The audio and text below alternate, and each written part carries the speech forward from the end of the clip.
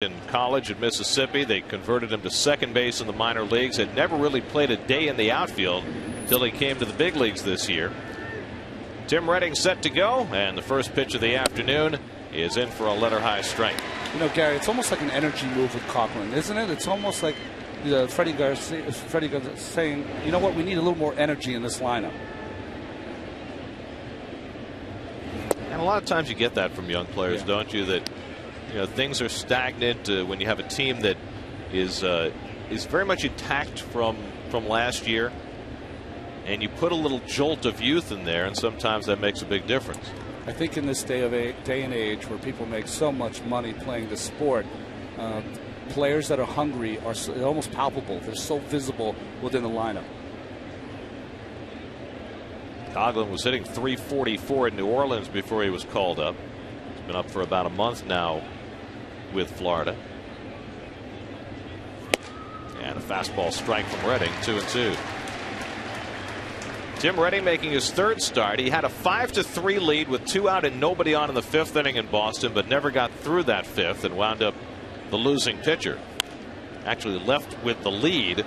It was 5-4 when he exited. One pitch later, the Mets were down 6-5, and the Red Sox went on to put a hurting on the Mets bullpen, one of the few they've suffered all year, and it wound up a 12-5 game in the end. Yeah, Nick Green, the shortstop for the Red Sox, got that hit. He was very impressive in that weekend series. 2-2 to Coughlin. Goes to the backstop, 3-2. Tim Redding was on the shelf a good portion of spring training. He had off-season foot surgery, and that caused him to rush at the beginning of spring training to try and get ready to compete for the 5th starter's job. He pitched an exhibition game against the University of Michigan and then was pretty much shut down from there. As it happened, Brian Schneider caught that game that Redding pitched in spring training, which was a good thing because they have not hooked up since. However, they were teammates with the Nationals 2 years ago, so Schneider knows Redding pretty well. I was kidding Schneider before the game. I said, whatever he threw against the Michigan team, try something different, because it was a real tough outing for Tim. This will be the 8th pitch of the opening at bat to Coughlin, and he fouls off another one. Part of your goal as a leadoff hitter is to make that starter work, and Coughlin accomplishing just that in just his 2nd game leading off in the majors.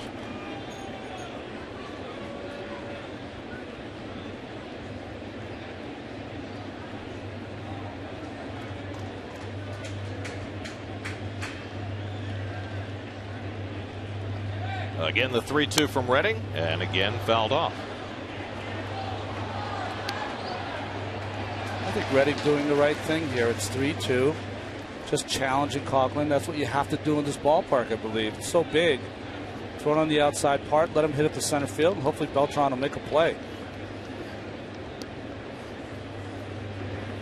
And finally, Coughlin works out the walk. A 10-pitch walk to open the ball game. Not the way Redding wanted to start.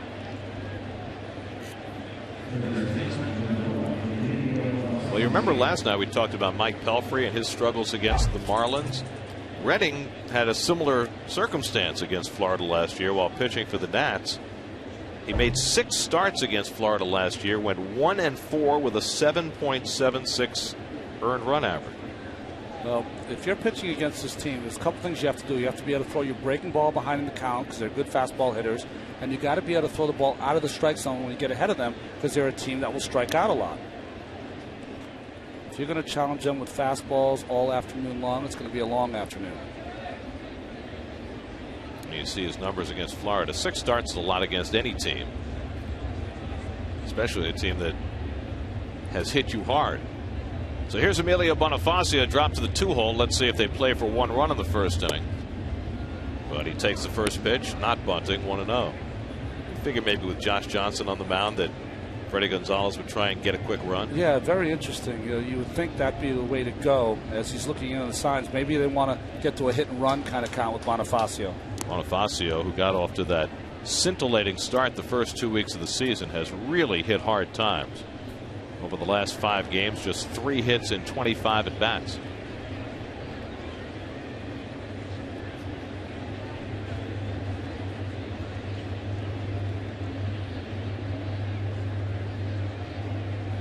.10 from Redding. And Schneider did well to keep that from going to the backstop. 2-0. What a play by Schneider on that changeup that never got there. Made like a third baseman with the backhand. Watch this play. No chance for him to get in front of it. He's waiting for that ball to be outside. Bonifacio with the high step. Schneider with the play and the fake.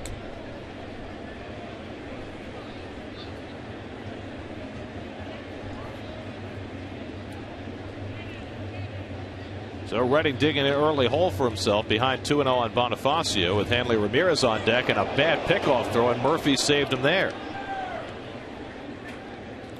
Well, that was Redding's best move there. And he got it there quick enough, but he did not make an accurate throw. And Murphy with the short hop. Nice play.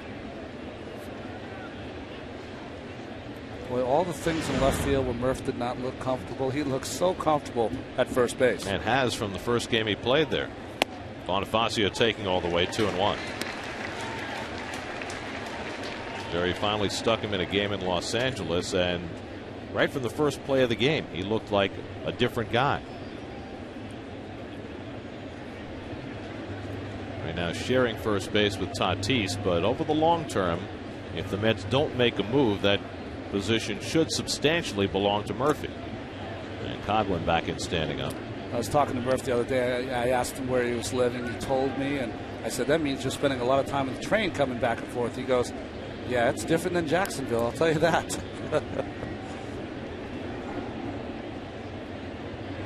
There goes Coghlan, grounded over the bag and down the line. Coghlan was faked into stopping at second. Over toward the line goes Martinez to play it. Bonifacio trips coming around second, not realizing Coghlan had stopped at third. A comedy on the bases for the Marlins, but they have second and third and nobody out. So it's a double for Bonifacio on a hit and run play that should have scored a run but didn't. Well, the problem you have here is that your defense is playing Bonifacio to hit the other way. Murphy with a nice step to try to cover that hole, but the ball's behind him. And Coghlan, of course, good fake there by Wilson Valdez, and stops him from scoring. And Bonifacio is about as fun to watch as anyone. And because he's looking over his shoulder, he doesn't know that Coghlan has stopped, and he nearly took himself out. So Redding faced with an early crisis, second and third and nobody out, and Hanley Ramirez at the plate. Mets will play the infield back against Ramirez, who didn't start the last two games because of a groin injury, and he takes the breaking ball off the plate, 1-0. This is where you want your veteran pitcher to come out to say to himself, okay, listen, I need to manage this inning. You know, I might have to give up one run here, but make sure it's only one. Facing a hitter who has crushed him in the past, 7 for 13 with 3 home runs. Little tapper, Redding off the mound, runners will have to hold. The out at first is Bonifacio, who had gone halfway to third base, again not realizing that Coghlan wasn't going on contact, and he nearly got himself in a crisis. That's the first out of the game. Well, good sinker here from Redding, just tap in front of the plate. Coghlan's thinking about it, but he says it can't. It's right back to the pitcher. Nice play by Redding. You're saying to yourself, why isn't he looking at Bonifacio so far off the bag? Look at Bonifacio. Well, that's not his first look. Redding always has to look at the guy at third, looking back, and proceed to first for the out. The other interesting thing about that play, if they had wanted to go after Bonifacio, the second baseman Martinez was breaking to back up first rather than breaking to second, where they might have been able to get him in a rundown. Rolled down to third by Cantu, bobbled by Tatis. He has no play as a run comes in, and it's 1-0 Florida. The run was going to score anyway, but Tatis, playing his first game of the year at third base, unable to handle the grounder by Cantu, allowing him to reach. Well, we've already talked about it many times that Tatis is a natural third baseman. That's his position, but that ball gets in on him a little bit. He didn't get his glove out in front, and you can see he's sort of lost track of that, and by the time he gets to it, Cantu safe at first. So it's an RBI for Cantu, an error on Tatis. Bonifacio holding at second on the play. So 2 on and 1 out, and now Jeremy Hermida hitting 5th in the order. Hermida 1 for 4 last night, hitting .260 on the year. And Redding misses wide, ball 1. Gary, I think you have to be careful here. Hermida, for me, took the best at-bats last night for the Marlins, and facing Redding here, who doesn't pitch inside that much to the lefties, is going to cause of concern for Tim. And Hermida 7 for 14 against Redding in his career. And And now Redding behind on the count 2-0. Hermida had one drive last night that sent Beltran back to the warning track in center field.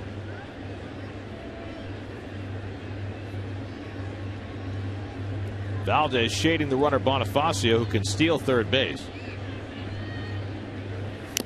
And Hermida with the big cut. 2-1.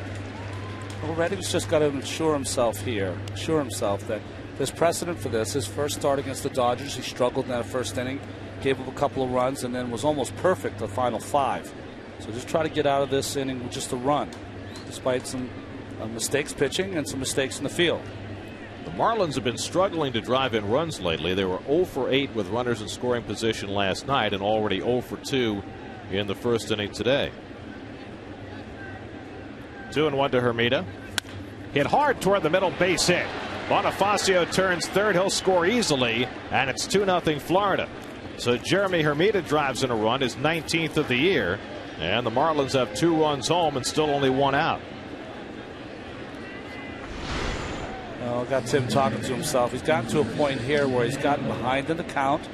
He's had to challenge these Marlins hitters with fastballs and 2-0 and 2-1 counts, and that's going to be difficult to do. They are just such a good fastball hitting club, and it's always fun watching Bonifacio. He's going to score easily, and Beltran does the right thing. Gets this ball, throws it to the cutoff man Valdez to keep Cantu at second base.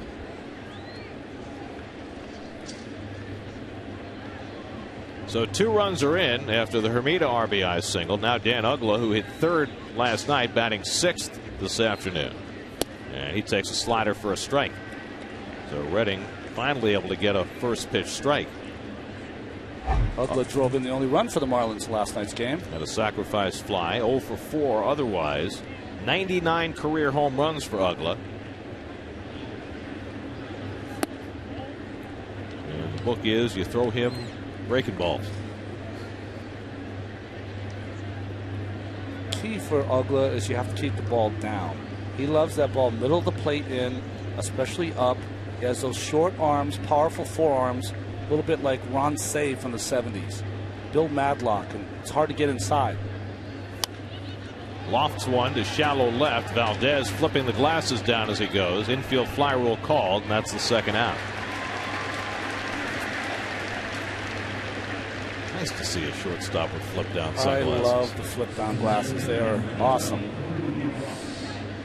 You know, the people who have all the other different kind of sunglasses won't appreciate that, but I really like those. So 2 out and 2 on. Those guys. Yeah. They bring them out in the box. That's right. In the dugout. And you'd have your own little slot, would have your number, and that was your personal glasses. It was great. On the other hand, there's Fernando Tatis with the wraparounds. Now Cody Ross with 2 out and 2 on. Ross 1 for 3 last night. And Redding starts him off with a fastball for a strike. In his first 2 starts, Redding threw first pitch strikes to fewer than half the batters, only 25 out of 53. It's a tough way for him to live. Ross lifts one to right field, and Fernando Martinez is there. And that'll do it for the Marlins at the top of the first, but an uneven start for Redding and the Mets as Florida jumps out to a 2-0 first inning lead.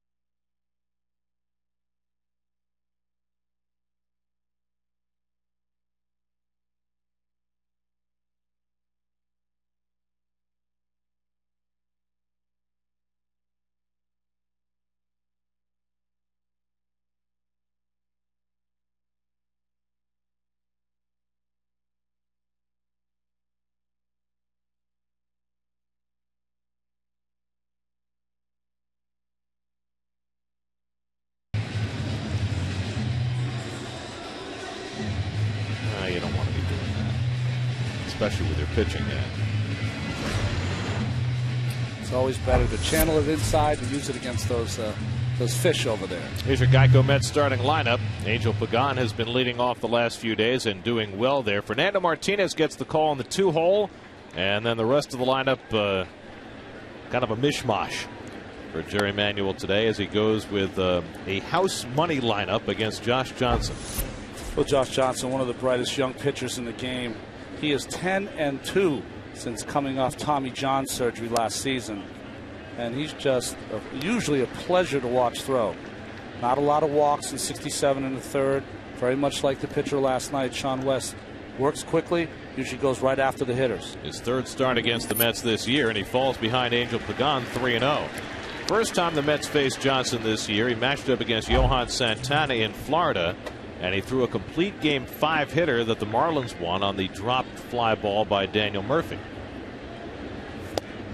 Pagan takes a strike. Second time around, the Mets did a little better job against Johnson here at Citi Field on the 29th of April. They got 3 runs and 9 hits off him in 6 innings. A no decision for Johnson. And he walks Pagan leading off. So each pitcher walks the leadoff hitter in the first inning, and for Johnson, that's a rare event. There's Marlins defense. Conklin in left field. Ross plays center today. Bermuda in right. Bonifacio Ramirez back in the lineup. Dan Uggla in Cantu, and Ronnie Golino gets to start behind the plate in place of John Baker. 7 errors committed with Johnson pitching. What is it, 11 behind Santana this year? He's got some catching up to do. So here's Fernando Martinez, still looking for his first big league hit. He's gone 0 for 8 so far. Pinch hit last night and flied out, and he takes ball 1.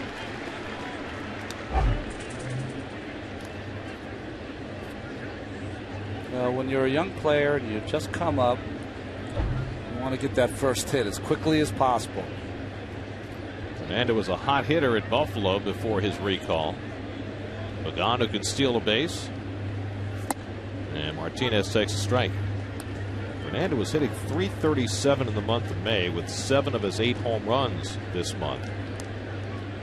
And sometimes when you're hot in the minors, that can translate into a fast big league start, but it's by no means guaranteed.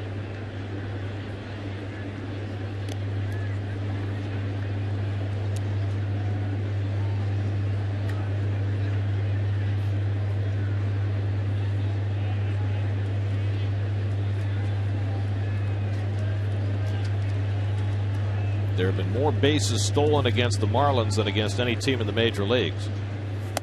And Martinez with a weak cut, and it's 1-2. Well, that's that little backdoor slider that Johnson throws to left-handers. You can tell by the swing, not recognized as a slider too late for Fernando.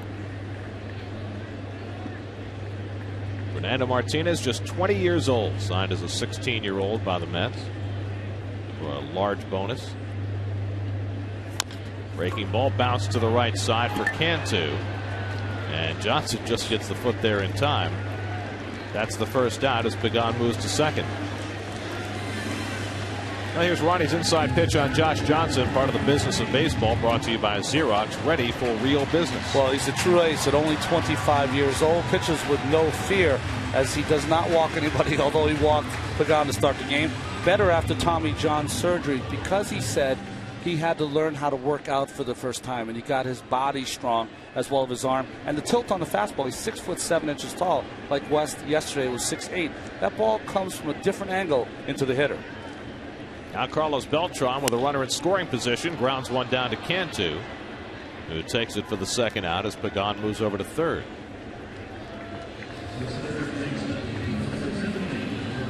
So Beltran out on 1 pitch, 2 away. Now Fernando Tatis. With this odd lineup that the Mets are playing today, there are only 4 players in the lineup who've ever faced Josh Johnson before, and Tatis, the only one of the 4 who's enjoyed any success. He's 4 for 6 with a home run against Johnson. And you know, Jerry talked about it before the game. He said, listen, we've had no success against this young man, so let's jumble it up a little bit and see if something different can happen. Johnson 5-0 lifetime against the Mets with a 1.97 ERA in 7 starts. That's some dominance. You talked about how Johnson is better since the Tommy John surgery. The one thing that impresses me most is that since he had the surgery, he's going far deeper into his starts. And Tatis lines a base hit. That'll bring home Pagan with the first Met run. So history repeats itself for Fernando Tatis. Now 5 for 7 against Johnson, and the first Met hit plates a run. It's 2-1 Florida. This is why you cannot take anything for granted. This might be the you said the B lineup, Gary. I'm going to say A- because everyone's very sensitive these days. So nice base hit by Tatis up the middle. And a guy, Johnson, who shut out the Mets for all those innings, here gives up a run in the first. Supposed to be low and outside. That's where usually he lives. Right down the middle to Tatis, who was ready for it. So now Daniel Murphy. Is that why they don't have B games anymore in spring training? Now they're split squads? Exactly. Everyone's sensitive. You have to watch out. Murphy coming off his 5 RBI performance on Wednesday against the Nationals. Pinch hit last night and flied out. And he takes on the inside corner, 95 from Johnson, 0-1. Gary, you and I were talking about before, if you would catch a lineup like this when I played, you would just tell yourself, boy, you know what, these are guys that don't get to play every day. They're so hungry to get out there and show what they can do, and it sometimes can work for you. And on the other hand, is there at least a little bit of pitching against a lineup like this and maybe taking things a bit for granted? I think there's an unknown as opposed to facing all the hitters for the Mets that he knows over and over because they see each other so many times. There's an unknown here with these guys that he's going to face today.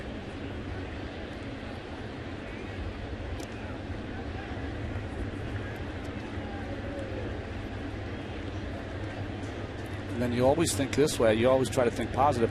If I keep my team close, look at the troops we have for late in the game. Cantu holding against Tatis, who has a couple of steals this year. And Murphy hits one off the pitcher right to Uggla for the 1-4-6 force play to end the inning. But the Mets get a run back for Tim Reddick. Ralph Kiner joins us when we go to the second inning.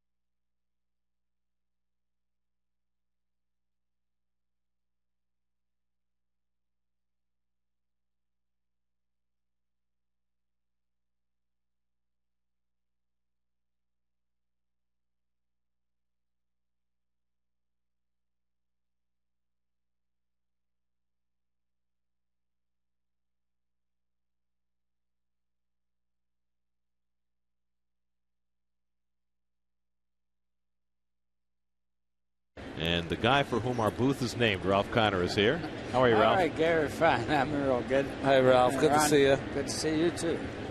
Well, the Mets have been rolling here at Citi Field, Ralph. They certainly have, and that ballpark has been talked about in many ways. Sometimes some are good and some are bad, but one thing, Keith Hernandez, he loves it. He says he likes to see a lot of singles. He's forgotten one thing. Home run hitters drive Cadillacs and singles hitters drive Fords. That's right. we need people to buy more American cars anyway. I was about to say, true. Hopefully you can still buy a Cadillac. 1-1 to Ronnie Polino leading off the second inning. Well, I think Keith, when he sees his field, envisions a 50 double season and maybe some triples and vast hitting 330. Well, the Mets are leading the National League in triples. Yeah, no question about that. And I think that's what gets lost here at Citi Field is you talk about the lack of home runs that the Mets have hit. But with any kind of large outfield like Coors Field, you're going to have a lot of hits that are going to fall in that wouldn't necessarily fall in at a smaller ballpark. That's really one thing that happened in Pittsburgh when I was there. All the time they played in Forbes Field, a tremendously big park. 458 in center field and 360 down the line. Martinez circling to the line and can't get to it. That's the second one that Martinez has not approached perfectly along that right field line. Getting back to Forbes Field, there was never a no-hitter pitched in that ballpark. And it was a ballpark that was so big that there was a lot of room for singles to drop in. Boy, only a young body could take that shot right there. Just looking very tentative, as though he's not quite sure of where the fence is there. Can I tell you, this is a very difficult field to play balls down the line. You're going to really have to figure out how you're going to go about it and kind of almost like measure your steps. And a high fastball from Redding gets Polino for the first out of the inning.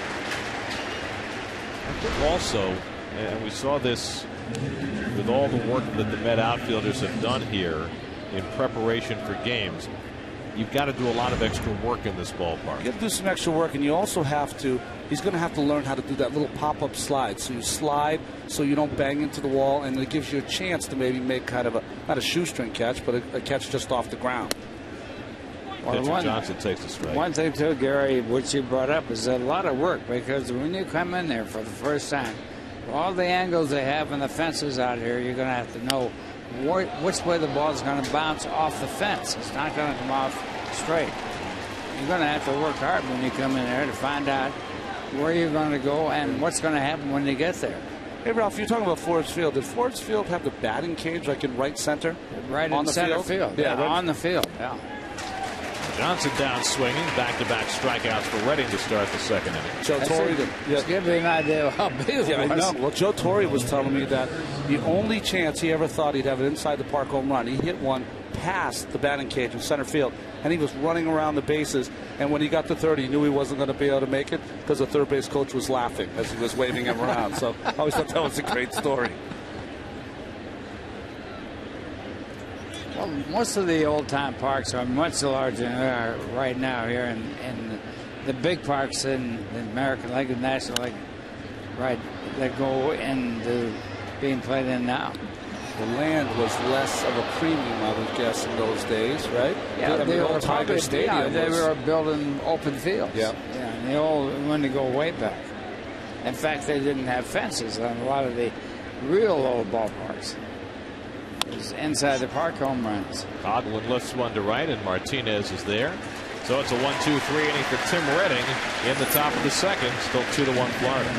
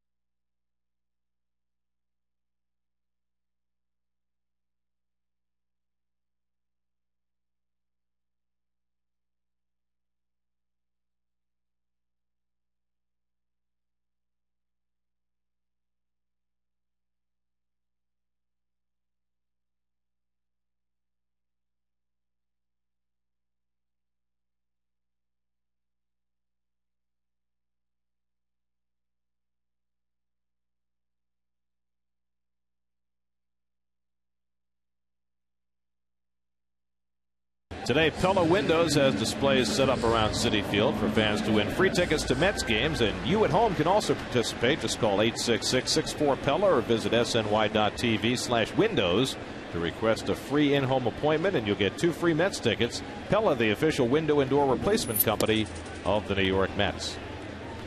Ramon Martinez leads off the home second inning.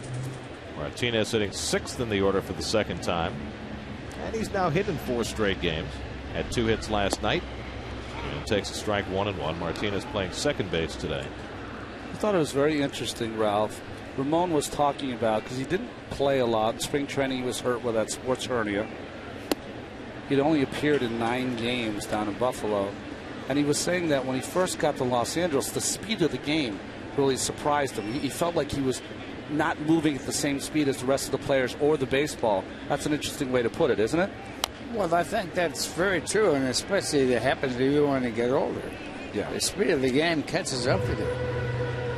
And it's like sitting up here in the broadcast booth. The game looks real easy. You go down that field, and all of a sudden it's not easy. That ball's going 100 miles an hour. And it's hard. It's hard to anticipate the speed of the game from up here. It's even harder watching it at home on television. Well, baseball is a leisurely game that lends itself to great speed, isn't it? Bounced out to Hanley Ramirez, who plays the waist high hop, and that's the first out of the inning. I'll never forget, Gary. I'd been away from the game for about 4 or 5 years. I was invited by a former manager to come, to spring training and hang out for a couple of weeks. And I was there, and I was standing by the cage, and guys were hitting the ball. And I said to myself, oh, my God, this game is fast. Because I hadn't been around it in so long, I forgot about how quickly the ball moves around the field. And this is going to be interesting then for Brian Schneider, who, as we mentioned, did not play a minor league rehab game. He played an extended spring training. And I asked him, because I thought it was an issue. You're down in extended spring, you're with a lot of kids, 18, 19-year-old kids who don't necessarily have a command of their pitches, and in terms of getting himself ready to hit, I said, did he get enough strikes? And he said, well, I was really concerned about that, but he said it was better than he expected. So we'll see. As Schneider fouls it back, the last time he started the game was April 15th. Let you people know at home what these kind of extended springs or instructional leagues are like. I went to my first one when I was at the Texas Rangers. We had a pitcher that was drafted #1, but they used to put a cage up to see if he could throw his curveball into the cage, because that's how bad his control was. So you have a lot of that down there. Well, there was the live pitcher that tried to make it in the major leagues, Steve Takahashi, where they say he threw it 110 miles an hour. And he was a little guy. But he couldn't find home plate. He couldn't find anything. And they never really timed him because he never could get the ball in the strike zone where they could have the speed of his pitch. That's how some of us drive. Stay out of the range of the radar gun. Schneider flies out his first at bat. 2 out. I'll never forget Jim Fry when he said he hit against him in the minor leagues. And this Alkowski threw the ball so hard, and he came in the ball game in relief. And the first thing, and Fry was the next hitter. First thing they heard was all the fans back at home plate were moving away out of their seats because he wouldn't likely throw the ball right into the stands.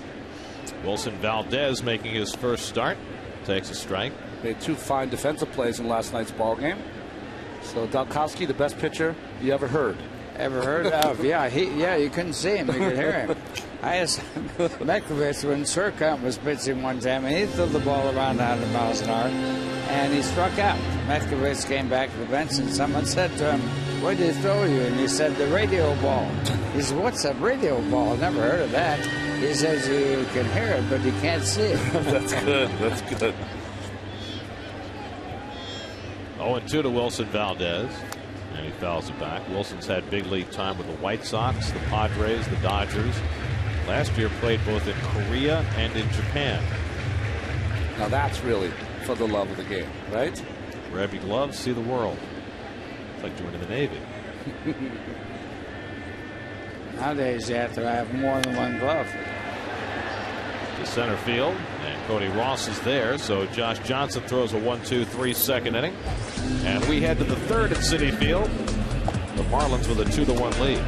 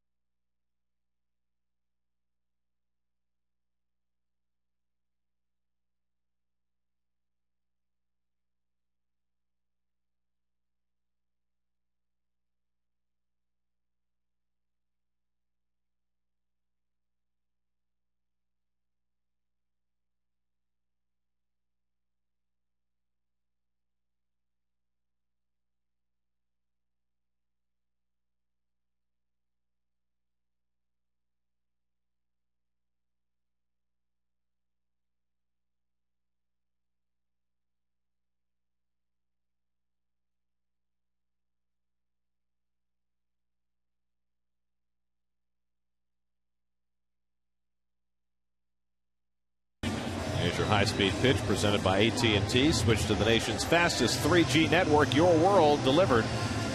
Josh Johnson topping out at 95 and Tim Redding at 91. Redding with a much cleaner second inning after a difficult first. They'll face 2, 3, and 4 in the order in the third. One thing, Gary, about speed is the fact that the ball comes from the pitcher's hand to home plate, where the batter has to decide how fast the pitch is, what it's going to be, whether it's going to hit him, whether it's going to be a curveball, fastball, in 2/5 of a second. Wow. That's why this game is a fast game, and when you get down there and you see that ball coming at you 95 miles an hour, it's coming fast. When's the first time that you remember facing major league speed pitching? I mean, did you see it in high school? Did you have to first see it as a pro? I think the first time I really saw it was in spring training, at the latter part of spring training, when they really are ready to start the season. And then you see the 95-mile-an-hour fastballs. And there are a lot of pitchers that flew around 100 miles an hour, but they didn't have the movement on the ball. Bonifacio hits it to the wall. He's got the speed, but he'll pull in at second as Martinez gets it back in quickly. It's a leadoff double for Bonifacio, his second double of the game. Well, he can run. As you mentioned, Gary, he can really go. He's fun to watch. He can run, and he keeps pulling the ball off Redding, which is against the defense. Very surprised wasn't able to get a triple, but you have to give Martinez and his speed a lot of credit. He got to that ball quickly, got it in quickly. Bonifacio had to shut it down after he crossed second. That was a nice picture. He picked up his third base coach. He picked up the coach at third base, was the person that can tell him, come on over or stay there. And of course, you don't want to be overly aggressive with nobody out. Never make the first out at third base or the last out. Now, Gary, you're talking about speed. I think the great thing about playing baseball when you're a child is that's how it goes. You know, you face certain pitching in Little League, you move up at different levels.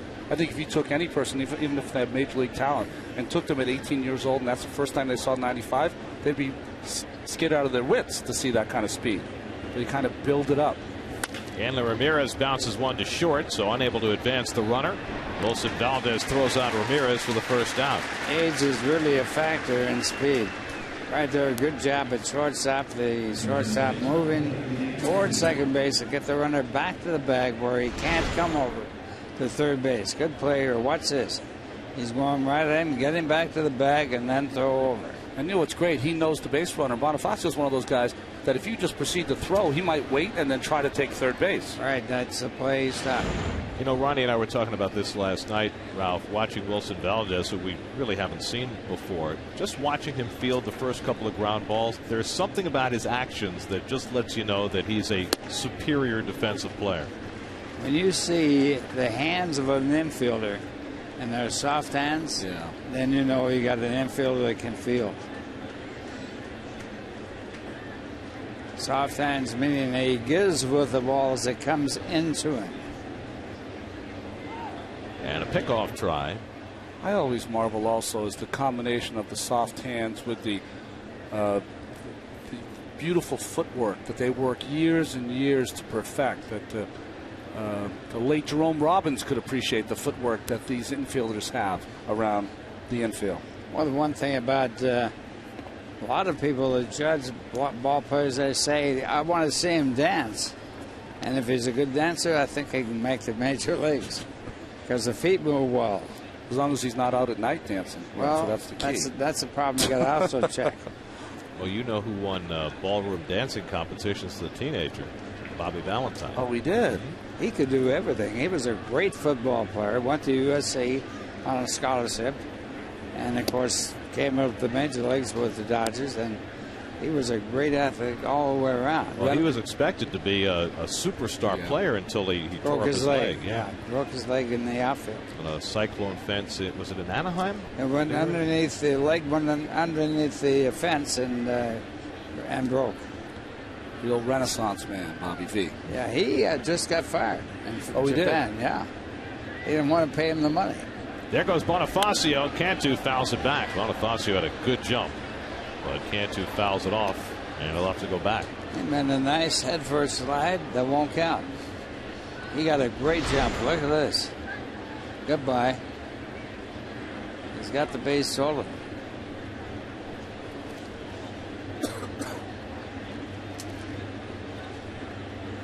He's so fast, he's got to slide about 30 feet from the bag. Just carries him right through. Cantu drove in a run his first time up, reached first when Tatis bobbled his ground ball.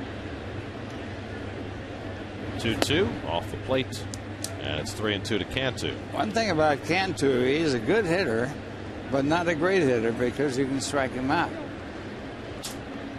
But he does hit the ball hard, and when he gets a bat on the ball, he does put it out of play. So he's very dangerous at the plate. You got a very small area to get him out of. And he hooks that one into shallow left. That'll fall for a hit. Bonifacio racing for the plate. The throw by Pagan well offline, and the Marlins now lead it 3-1. Well, speed right there got that run because Pagan had a good chance to throw him out, but in trying to rush the throw, he's way offline.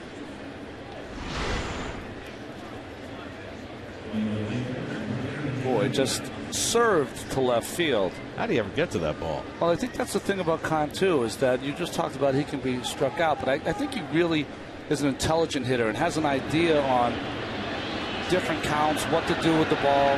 He knows there. He's just got to make contact and have a shot. Bonifacio can run. He hasn't had Cantu hasn't had a home run in 82 at bats coming in to this game. Last year he went 84 at bats without a home run. That's a long space for a home run type hitter. Hermida drove in a run with a base hit up the middle his first time up. 3-1 Florida. We're in the third. And Hermida lines another base hit. This one into left center. Cantu will go to third. Beltran cutting it off. And Hermida in safely with a double. The third hit of the inning off Tim Redding. And Hermida is 2 for 2. Good hitting here, Ralph. And he goes with a high fastball and drills it into left center field. Good base running by Cantu, who goes first to third, and that's one of the most important things to do in baseball, and it's not recorded as an asset. You never see that in the box score. But going first to third instead of going stationary first to second is a big, big play in baseball. Infield in for Dan Ugla, who takes low and away. We'll see the IOTV pitch differential once, so that sinker down and away, and that ball's up and out over the strike zone. Good swing by Hermida. And Keith would love that swing. Yes. He would say he stayed level with the ball, which you don't ever do. Ugla hits it deep enough to left. That'll get the run in as Cantu tags up. He comes in to score. Sacrifice fly for Dan Ugla. And now it's 4-1 Florida. The main thing in hitting the ball is to get on the plane of the ball. The plane of the ball, unless you're an underhand pitcher, is always high to low. That's 2 sacrifice flies and 2 consecutive days for Dan Ugla. So Redding, who got tagged for 2 runs in the first inning, has given up 2 more here in the third. And the Marlins are up 4-1. Here's Cody Ross, who flied to right his first time up.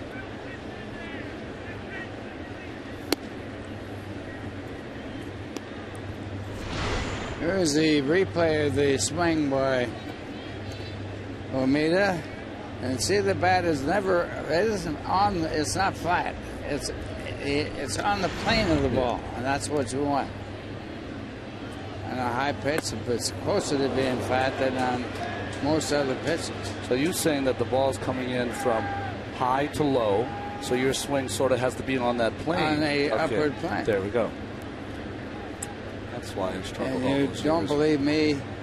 Ask, if you could ask Ted Williams.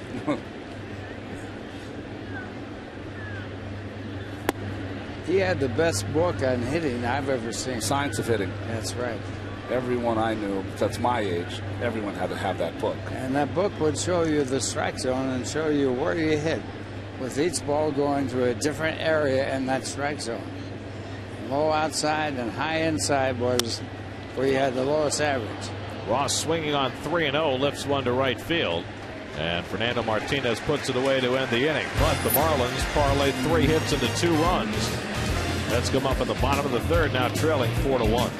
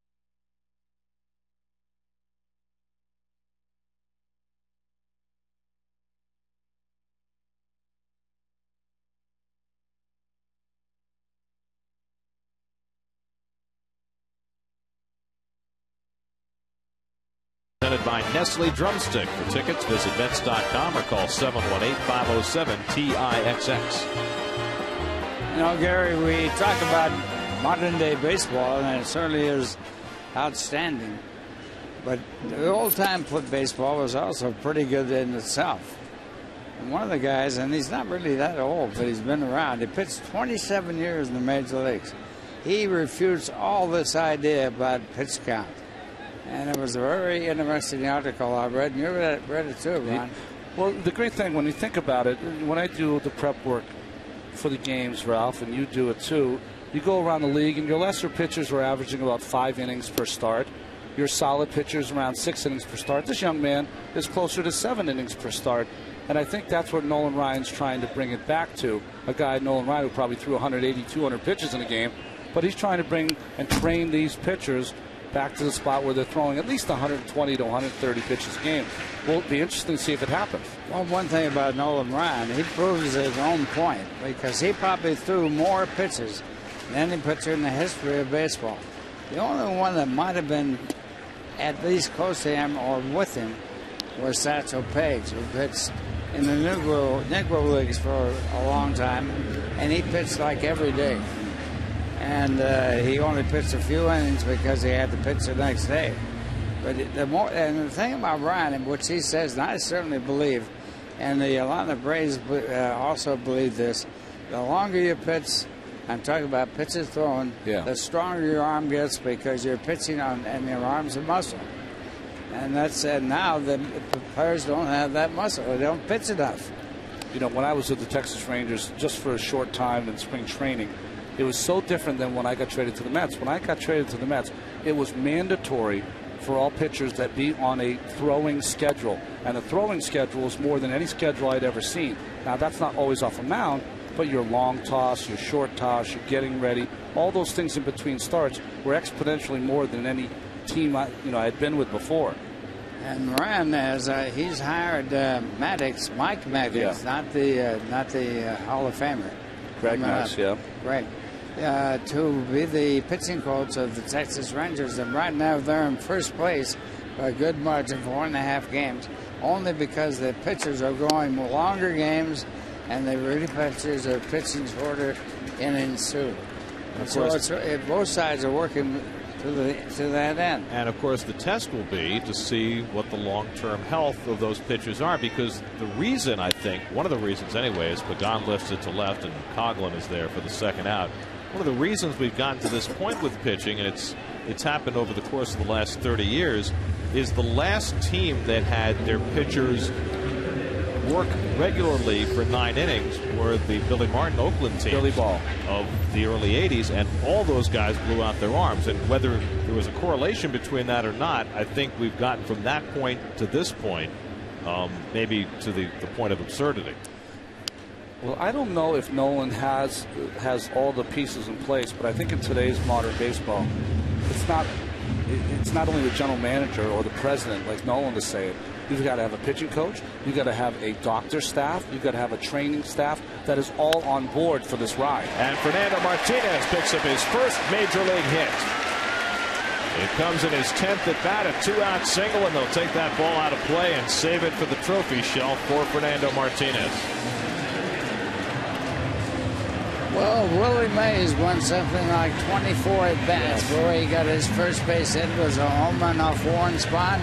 This one comes in the 9th at bat for Martinez. Michael Herbst, the keeper of the baseball, for Fernando, gets the smile now. What do you think of this swing here, Ralph? The swing is very good, and he's got a lot of chances to be one of the outstanding players. And at the age of 20, he's got the bill for being an outstanding hitter, too. He's tall and lean. Well, as they hand the ball there, they're going to take care of it. The key, I think, this would be a sticker. That's the Major League Authenticator, who's now at every game. That's going to go in the Hall of Fame, I guess, huh? We know it's more. And Fernando takes off on the pitch in the dirt and makes it easily. The most important thing about a first hit baseball is you had someone on the team that was a really good printer, so they could make it look very good for your trophy case for the rest of your life. Nice read by Martinez. Nice instincts. Of course, often they'll deface a baseball and misspell some words and hand that to the player first, just as a gag. They're going to find some way to make it tough. Now Beltran takes a strike, 1-1. I guess we never really explained it, but can I tell you, those baseballs for your first hit are treasured by the players. It's really something that they'll have the rest of their life. He didn't do that in my day. Well, I don't have mine either, but who cares what my first hit was. Do you remember your first hit, Ralph? It was off of a pitcher named Beasley, and I don't know what at bat it was. It wasn't my first at bat, but I went 1 for 4 in my first game. I remember my first home run. It was in 1946 off of Howie Paulette. And ironically, it was the right field, and I was a right-hand batter. In those days, they didn't have the home runs to the opposite field very often. Beltran down swinging to end the inning. Second strikeout for Josh Johnson, but an inning that included Fernando Martinez's first big league hit. We head to the 4th. It's 4-1 Florida.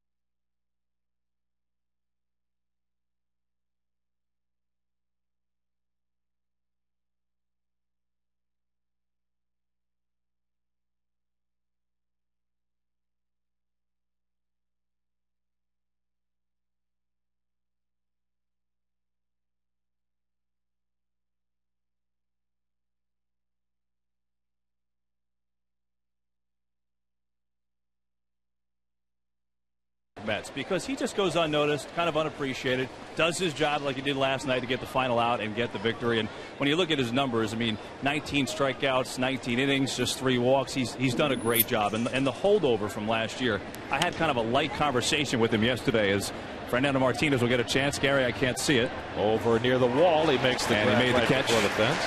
1 away.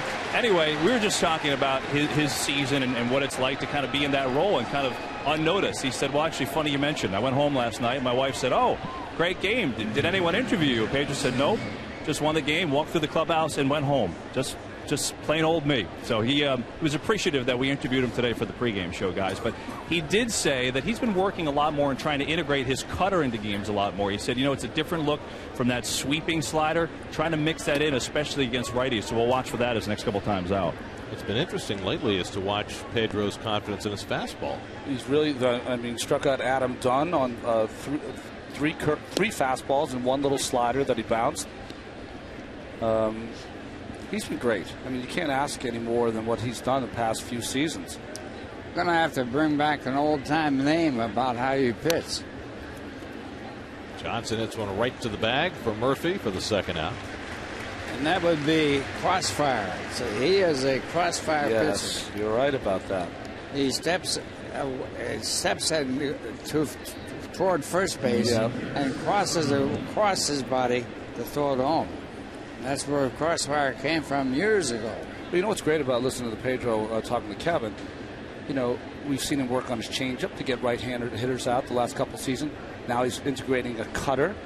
Always kind of trying to adapt himself because literally, especially after the All-Star break, he faces the same hitters over and over and over again, whether it's Howard or Utley or Hermida here or whatever. And he's just trying to reinvent himself so those guys aren't so comfortable. There's Chris Coughlin, and he takes a strike. But isn't it funny, we were talking about pitchers working deeper into games in the old days when you only needed a 10-man pitching staff.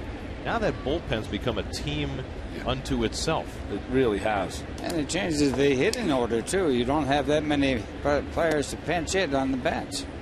It changes the game considerably. I mean, if you think about it, the bullpen comprises more than 1/4 of your roster. The problem you'll have is that how to do your roster if your pitchers start going deeper into games, because then you're going to be stuck with 1 or 2 pitchers who don't get any work. Well, would you then go to a shorter pitching staff, back to the 10 or 11-man staff? I think you certainly could. Yeah. And you might say that. I would give a manager a lot more flexibility. You could carry a third catcher. You could keep that pinch hitter who can't really play a position, the Smokey Burgess. The Lenny Harris. Right. Ball 4, and Coughlin's on with a 2-out walk.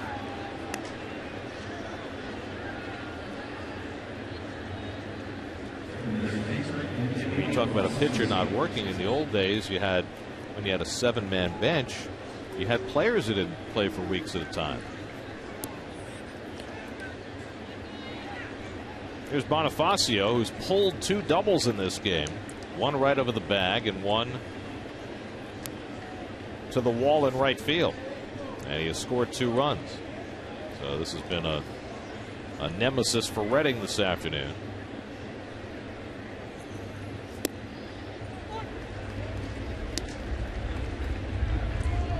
The Marlins have taken over in the minor leagues with New Orleans, their #1 club, which was the Mets for years. And Ron Swoboda was announcing those games. I wonder if he's still doing the games. I don't know. I think he is. Oh, he is in Buffalo? In New Orleans, yeah. Yeah, that is his home. He loves it down there. I know Ronnie was very sad to see the Mets leave New Orleans because it was a great confluence there of his hometown and his old team merging in New Orleans. I got to introduce Ronnie this winter. He got the Thurman Munson Award. And can I tell you, to introduce those 69 guys is always a thrill for me still because they are so close. They're such good guys. And they're so appreciative of the recognition because, they did something that for a long time no one ever thought would happen here in Flushing. Well, the odds were 100 to 1 when they won the World Series. That was a pretty good amount of money if you had the right amount on there. There you go. On the chances of the Mets winning the World Series when the season started. And of course, this is the 40th anniversary, and that '69 team will be feted here at Citi Field later this summer. So Redding finally gets Bonifacio And gets through the top of the fourth. Still 4-1 Florida.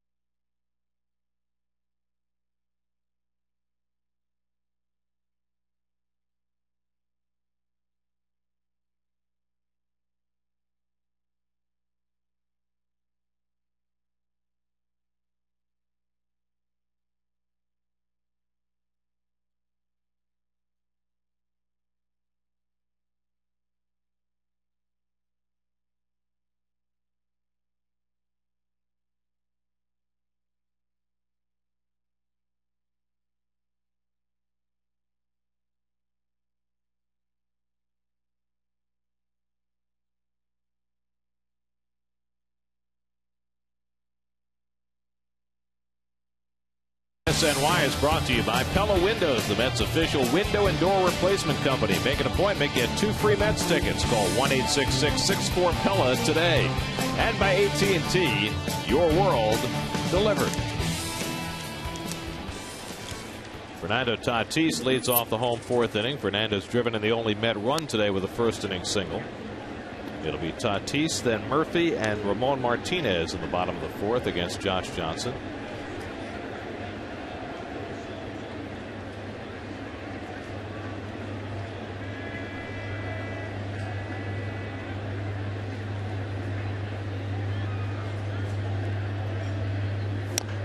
Off the end of the bat, and Johnson over to field it. 1 away. When Johnson is going well, he gets a lot of these little easy ground balls off the end of the bat. Good slider. Stands very tall. Very simple windup. You want a simple windup. The bigger the pitcher is, the simpler the windup you have because there's so many working parts. Nice open foot at the bottom. That's a nice look. Just pointing straight at the plate and right over the top. And they have 4 pitchers here that are 6'7" or bigger. Johnson, of course, is 6'7", Volstad 6'8", West 6'8", Andrew Miller, the left-hander, 6'7". They pose some problems, don't they, Ralph, when you're facing these big, tall guys where the ball seems to be coming from the sky? Yeah, the whole angle of the ball coming to the plate has changed when they're that big. And when I played, there was one pitcher that was 6'9". His name was Johnny Gee, spelled with 2 E's. And there's a pitcher now in baseball, he's pronounced his name G, but it was Johnny Gee at 6'9", the tallest pitcher, and no one close to him. And the angle of the ball coming to the plate is different. And so when it comes from that height, it's coming down, and the swing has to be on that plane. And so your swing has to be more of an uppercut swing when you have a tall pitcher like this on the mound. And it's not uppercut to the degree where it's like 40 degrees uppercut. It's only a matter of a couple of degrees. Slide. You want to be on that plane if you can get on it, and your bat has a better chance of being in contact with the ball when you stay on that plane early and stay on it. Now, most hitters today seem to have one swing. Were hitters more adaptable when you played in terms of making that kind of an adjustment? I think basically you have one swing. That's it's natural to you. And that's one reason why all players only had 400. I mean, you might have a long swing, where a short swing is much better if you can have it. But you can't have a short swing unless you're built a certain way. And one thing about Manuel, our manager, is the fact that our catcher, he loved this short swing, and it's paid off. It certainly has in the major leagues. We took him out earlier one time in this season and put him in as a pinch hitter because he had a short swing and he needed a home run. And you get the bat on the ball a little faster with a short swing. Ramon Martinez goes down swinging. Josh Johnson with his third strikeout as he sets the Mets down 1-2-3. On to the fifth we go. Mets down by 3.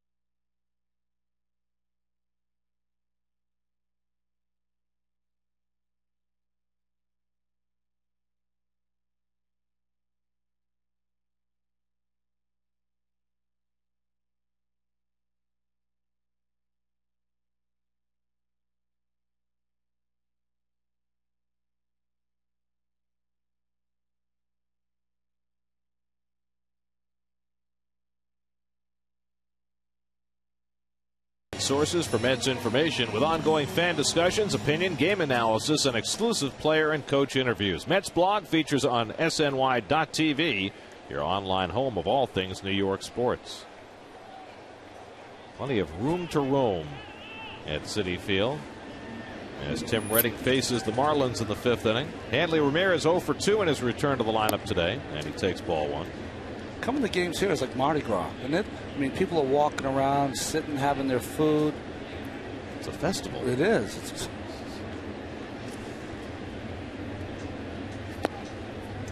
What do you think the percentage is? How many people in the stands now still take score? Got to be a pretty low number. Oh, very few. Very few, right? I wonder if most kids even grow up learning how to keep score. I know I taught my boys, my oldest one, with no interest. But my youngest one loves it. I think most kids, and it's one of the reasons why ballparks are built like this, they don't watch full games. They watch pieces of games. Yes. They watch pieces of everything. But that comes from television. Yeah. One thing about being a broadcaster, I had to learn to keep score. I didn't know how. Oh, you really? Yeah. Wow. Well, you were always playing. Yeah, there's no time to keep score. No way, never keep score. Well, when you played, all you have to know is 2 letters, H and R. Sometimes denoted by 4 lines. Slow ground ball, tough play for Tatis with the bare hand, no chance. And he puts it in his pocket. Hanley Ramirez with the infield hit.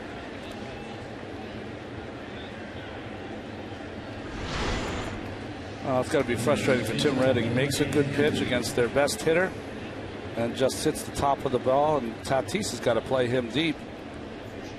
And Ramirez, of course, coming off a bad groin. Let's see his gate down first. That looks pretty good.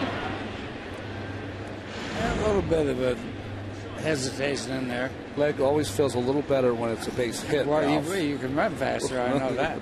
Speaking of shortstops with a flat tire, I was talking to Jose Reyes this morning, and he's planning to go down to Florida tomorrow and perhaps play a rehab game as early as Monday. Jose is eligible to come off the disabled list on Friday when the Mets go to Washington, and he's certainly hoping to be ready by then. He said he was going to go out and run today. I said 100%. He said no. But he is at least on the road back from that tendonitis in his calf. Cantu smacks one to deep left field. Pagan will have to play it off the wall. Ramirez heads for third. The throw goes to second. Cantu comes in sliding, and he's safe. Not sure that Ramon Martinez realized that he had a play on Cantu. Nicely played by Pagan off the wall. It's a two-base hit for Cantu. And a real good throw to second base. But on that play, Ramirez, the runner in front, pulled up limping. He had to stop running, so that leg is not well for Ramirez, and he's a key player on that club. You know, Martinez didn't have a play on him. As you see Ramirez and his running. You're right, pulling up a little bit. That's a little tight. But you know, when you're looking at the play that Pagan made a nice play throwing to second. Martinez wasn't sure he was coming. You know what you can do there?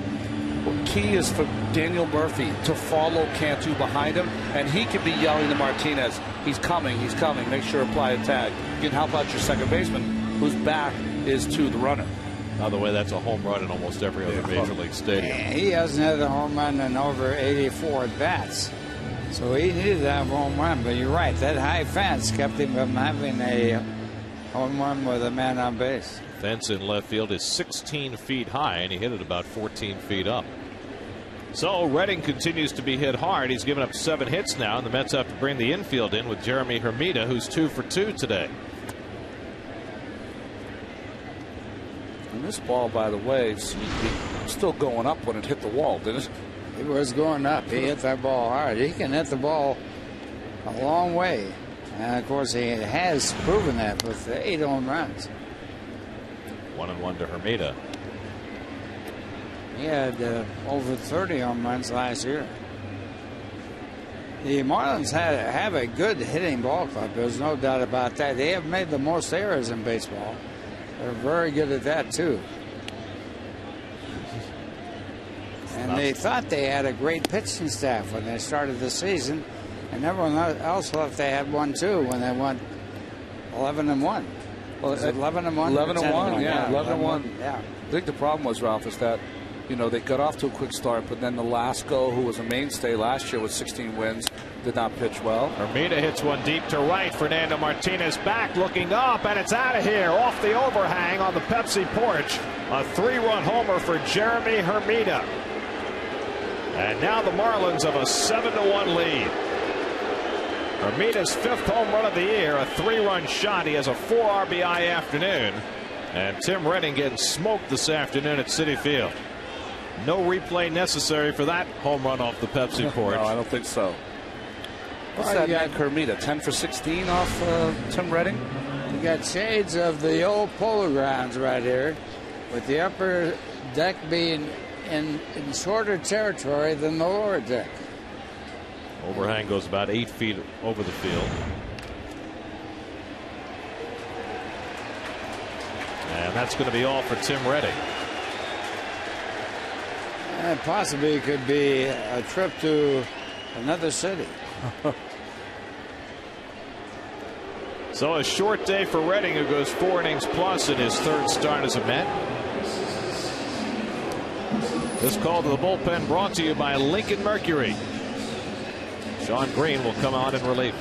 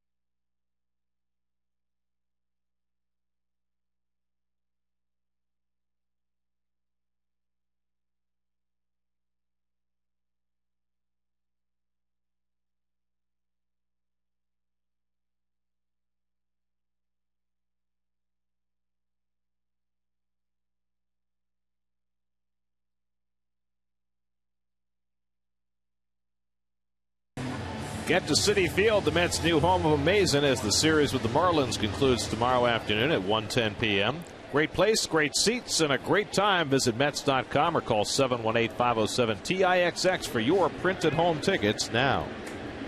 Sean Green comes on in relief of Tim Redding. Well, you see the numbers, but Sean Green has been, we talked about giving up that hit to Nick Green, but he's been much more effective his last 7 appearances. Throwing more strikes. He's had a few days off here, though. Hasn't pitched since that game in Boston. Dan Uggla, 0 for 1, had a sacrifice fly in the third. The Marlins have opened up a 7-1 lead on Hermita's 3-run homer. And Uggla bounces another one slowly for Tatis. Makes this bare hand play and got him at first base. Beautifully done by Tatis for the first down of the inning.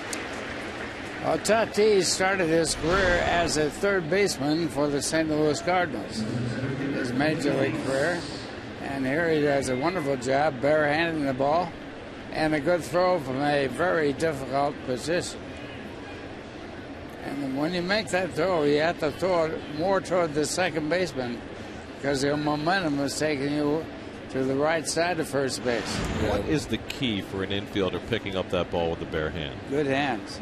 Good hands, and I think the key is, Gary, is that you have to go at it with your full hand, and as soon as you get it in your mitt, you got to close on those 2 fingers. So you got the 2 fingers on the ball, you're throwing the ball like you would normally.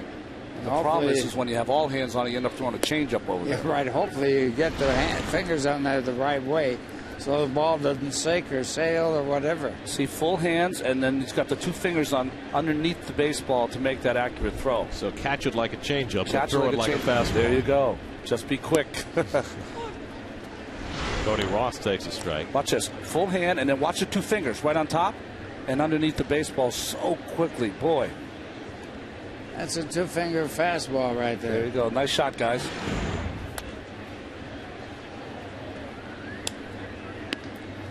Well, Tim Redding goes 4 innings plus today. He allows 7 runs, 8 hits, 2 walks, 2 strikeouts, and a home run. 79 pitches for Redding. I asked Jerry Manuel before the game today, I said, is Redding's spot in the rotation at this point solidified?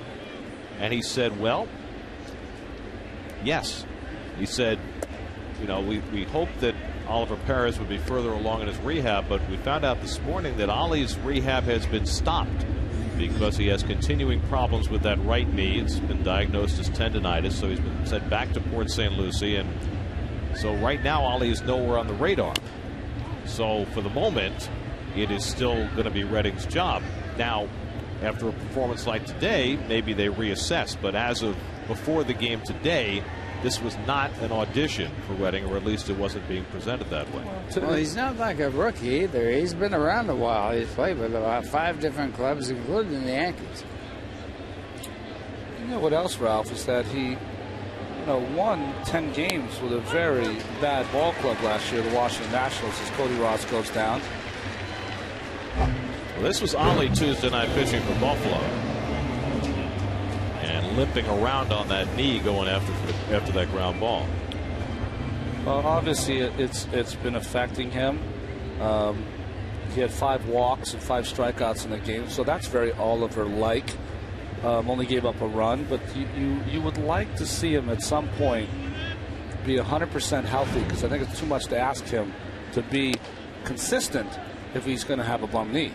Well, Ronnie, on that note, Omar Minaya talking today said that they are not going to shut him down. So he's going to go to Florida and do some light stuff, maybe even a light bullpen.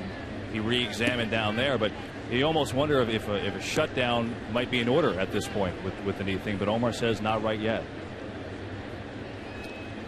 Well, the question then becomes, do the Mets have other options available? Do you consider Jonathan Neese, who's made a couple of starts? Do you consider Nelson Figueroa, Dylan G? Do you look outside the organization for pitching help, or do you say, look, we invested $36 million in Perez, we're going to get him back at some point? I think that really has a big consideration. Yeah.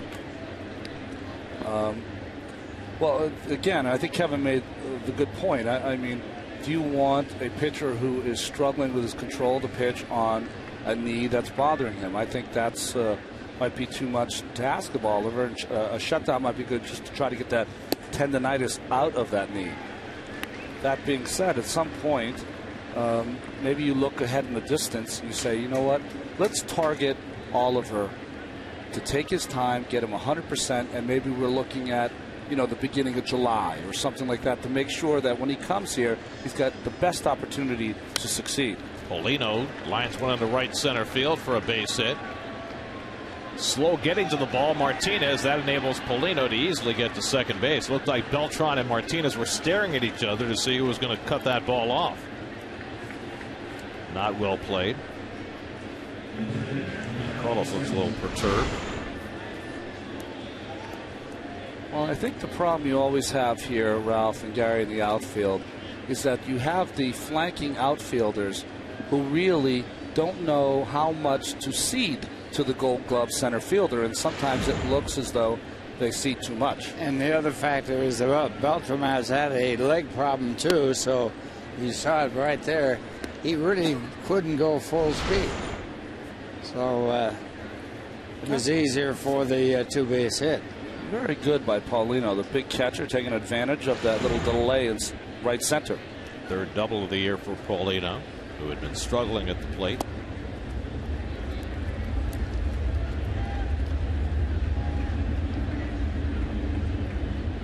And Josh Johnson now staked to a 7-1 lead, 0 for 2 at the plate today. Gave up a run in the first inning, but nothing since. He takes a good swing at the ball. There's no doubt about that. He has the ability to hit home runs. He's a good athlete. You know what's amazing? One of the things about baseball that has really changed. He's pitching after a very serious operation. We never had that. When you had what he had, you were went home and sold cars. That's yeah. right. You had to look for another job. Nowadays, your career has hardly begun unless you've had Tommy John surgery. Well, Sean Green gets 3 outs after Tim Redding couldn't retire a batter in the 5th. 2 on, and Jeremy Hermina hits one off the Pepsi porch for a 3-run homer, and that gives the Marlins a 7-1 lead.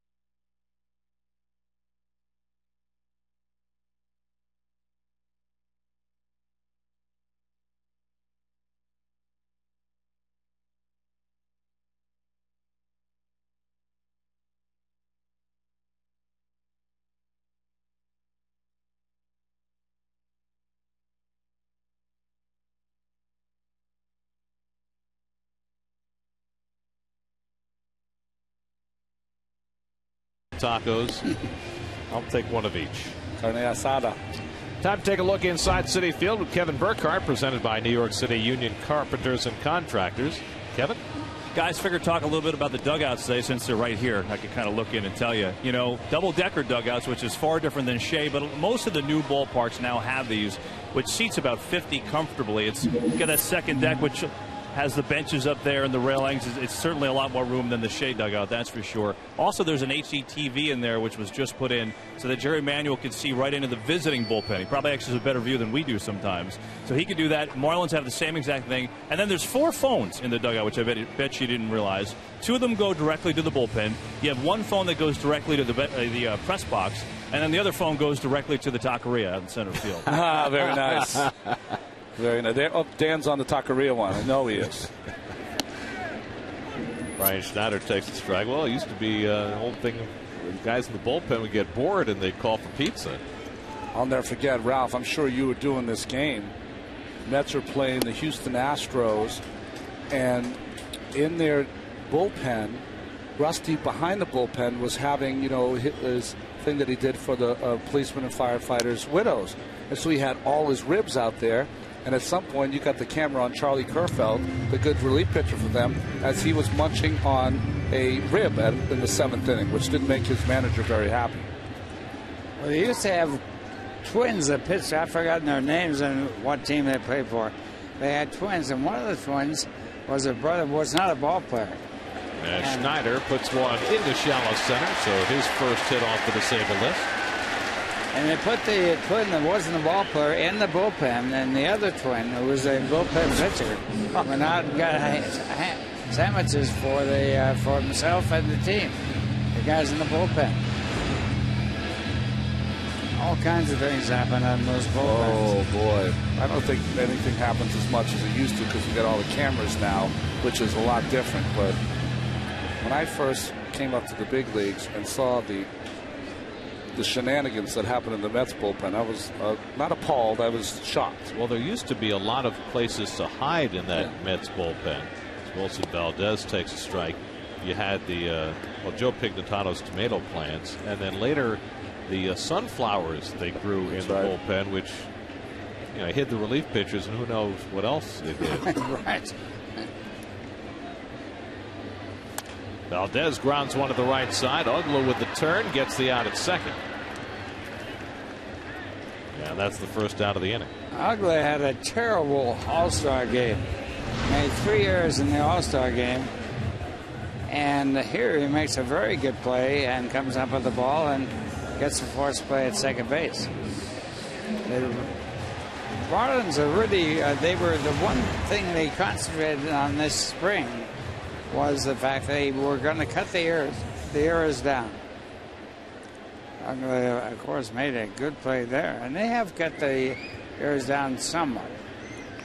Now Luis Castillo pinch hitting for Sean Green. Takes a strike. Castillo getting the day off today, a rarity for him since Alex Cora got hurt. Castillo on a hot streak, 7 for his last 15.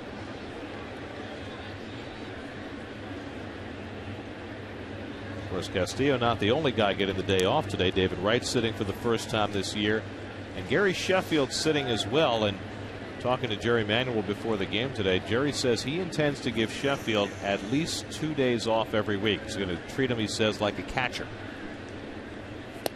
where he sits out every day game after a night game or something like that in order to keep a 40-year-old fresh.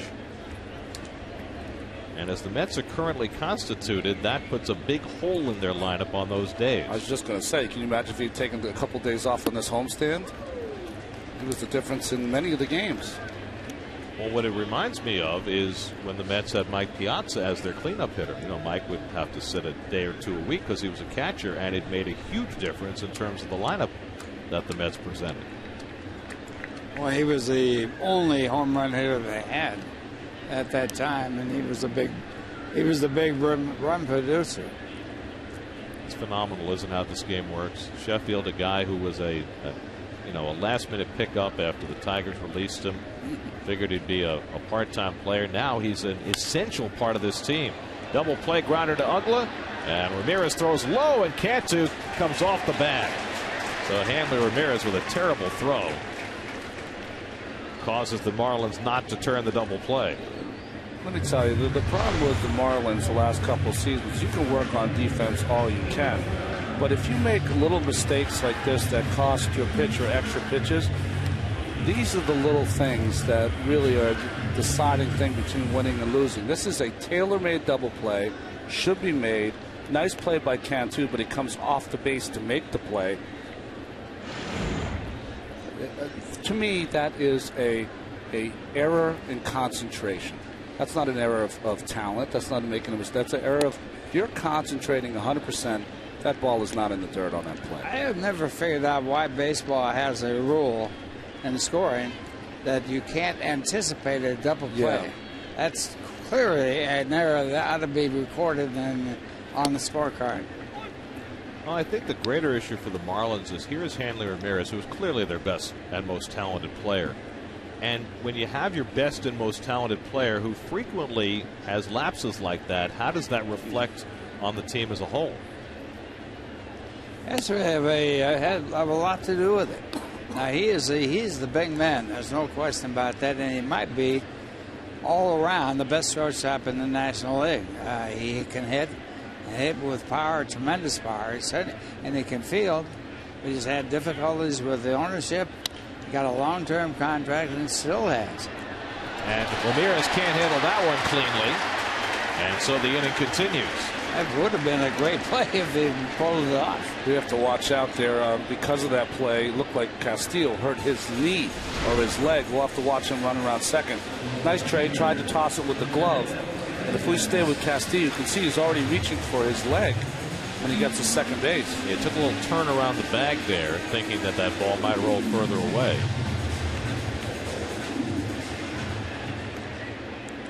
Oh, you know what happened there is that he was going into a full slide and decided not to slide, and that's how he tweaked that leg. That's how you break your leg right there. When you start to slide and then stop, and then you break your leg. That's really a dangerous thing to do.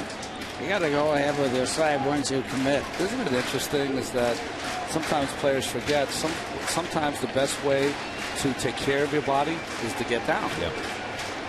Now Fernando Martinez, who picked up his first big league hit his last time up, batting here with 2 out and 2 on, and Johnson falls behind him 2-0. Louis appears to be okay.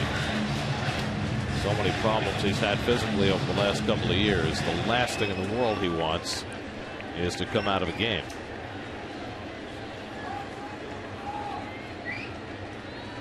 Two 2-0 to Fernando Martinez, and he drives one foul. 2-1. His build is certainly mindful of Ted Williams. And Williams, of course, came up and from day one was a great hitter. And of the modern day ball players, not counting Babe Ruth, Williams, with 4.5 years in the service, would have more of the home run records of all time. Yeah. And also, he's the last man to hit 400 and might be forever. With the clubs they have today, 400 is really out of reach. They make plays you couldn't have made in the old days. A guy brought me my old glove. It was a glove I used. I said, you got to be kidding me. There was no way you could make a one-handed catch. You had to have two hands on the glove and ball.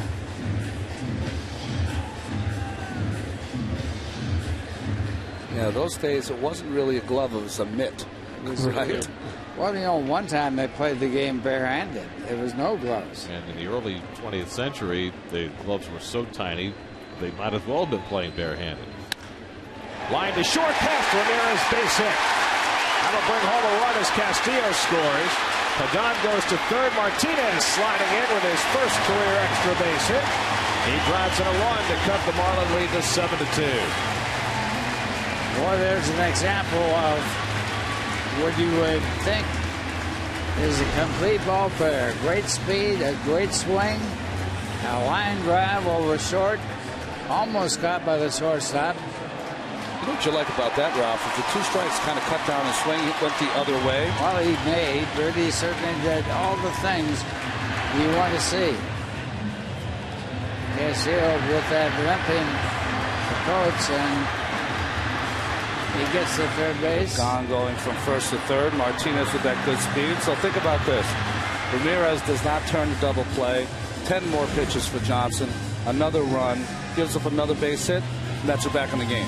And that error will not show up in the box score because you can't anticipate a double play. And clearly that would have been and should have been a double play. Well, it's the difference between winning baseball and losing baseball. Josh Johnson has to keep on trucking here in the 5th inning when he should have been in the dugout long ago. So it gives a chance to Beltran to get the Mets a little closer. A base hit here could bring home 2. Carlos today has grounded out and struck out.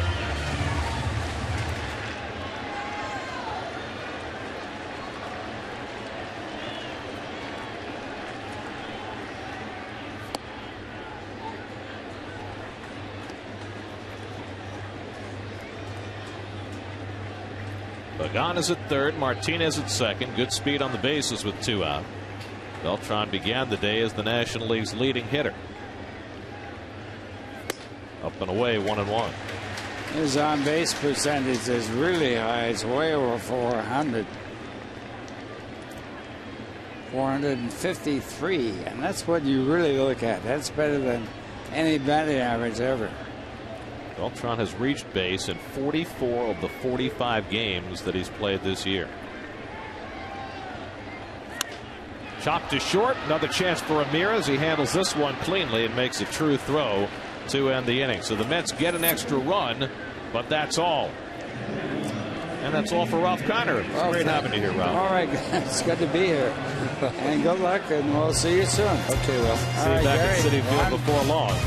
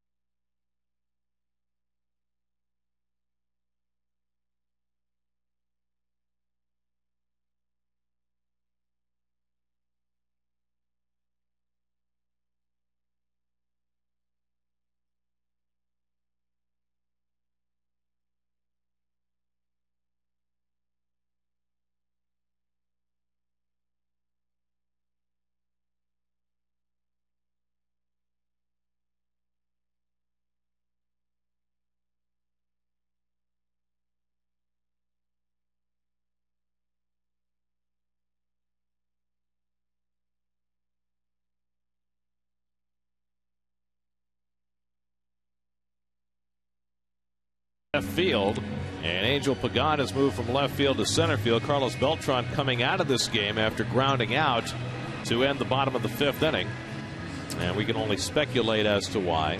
We know that he has the bruised tibia. That's going to definitely be a problem he's going to have to deal with all season long. But watching him ground out to Ramirez, kind of a tentative run to first base. And even more importantly, whenever you have a problem with your knee, it's that part, the slowing down, that's always going to hurt the most.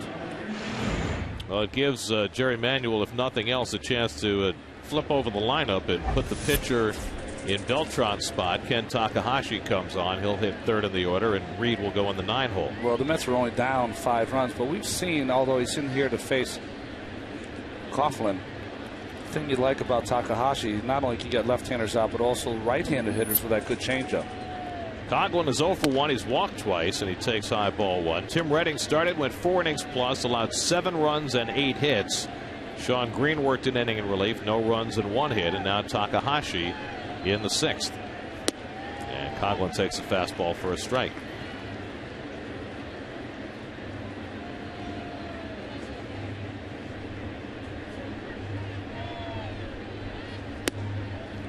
It was interesting. The Mets had some interest in Takahashi this winter. He couldn't be assured that he would be given a shot to be one of the starting pitchers, so he opted for Toronto, but really was hurt the entire spring training. Mets got a shot after he was let go. Hurt his knee right at the end of February, which is why the Blue Jays let him go. And there was a point right after Takahashi came up that the Mets were thinking of starting him. And that's the only thing that the Japanese media wanted to talk about. Takahashi's going to start. He's going to be a starter again, because that was his role in Japan. 40-year-old rookie feels the 2-2, and Coughlin yanks one foul.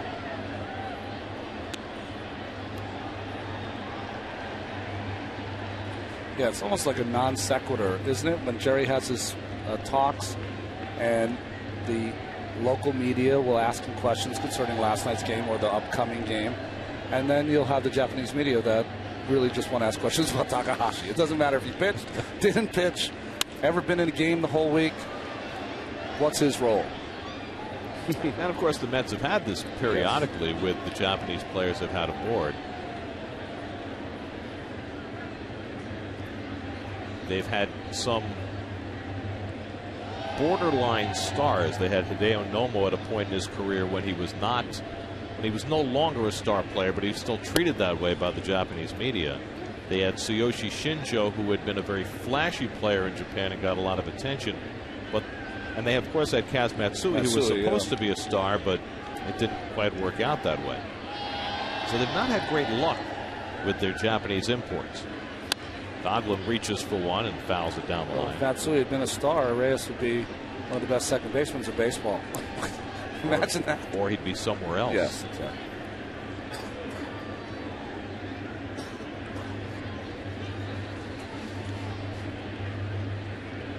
Of course, when the Mets got Matsui, he had the reputation as a Gold Glove shortstop, which he had accomplished 7 times in Japan.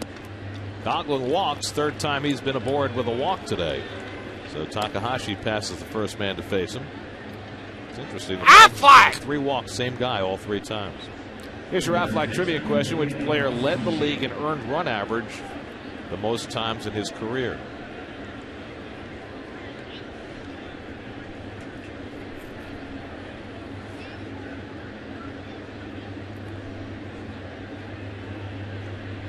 I mean, Gibby comes to mind straight away for me. I mean, but well, he had that 1.12 year in That's the only reason it comes up.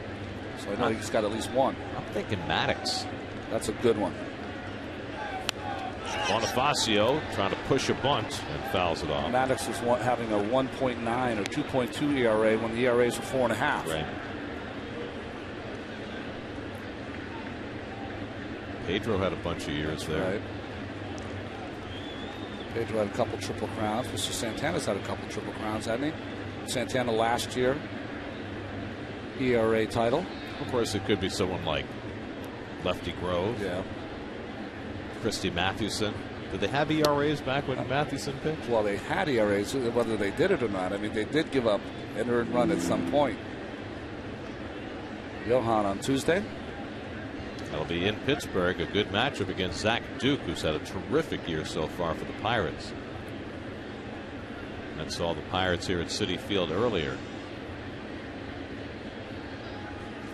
And that offense was nothing to write home about. And now their best hitter, Nate McLouth, is in a terrible batting slump. I believe he's 1 for his last 25.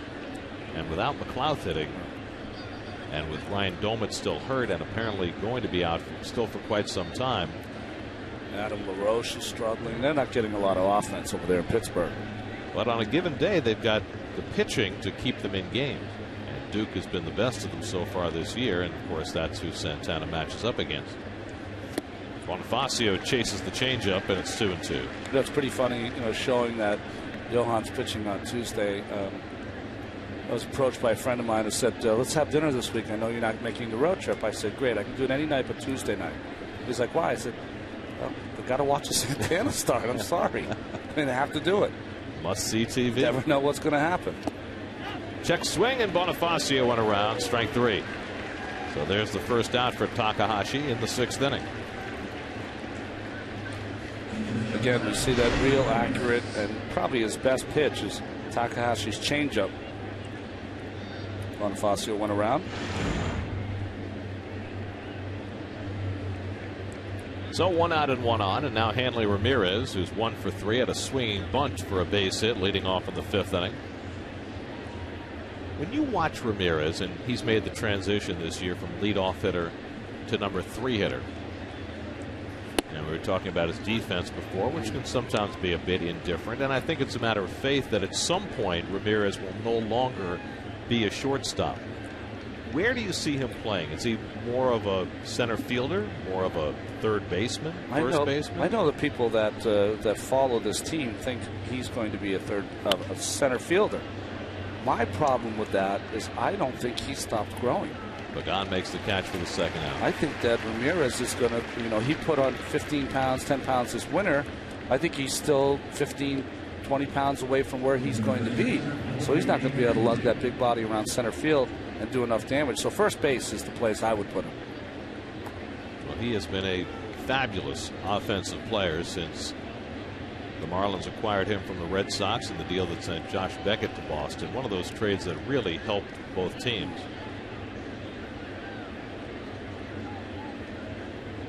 So 2 out, Coghlan still at first, and now Jorge Cantu's 2 for 3 and has driven in a couple of runs. Citi Field robbed him of a home run last time up as he hit one well up on the 16-foot fence in left field that went for a double. Cantu had gone more than 3 weeks without an extra base hit before he doubled last night, and it only took facing the Mets to get his bat well. Another double today. Schneider can't block it well enough to keep Coghlan from advancing.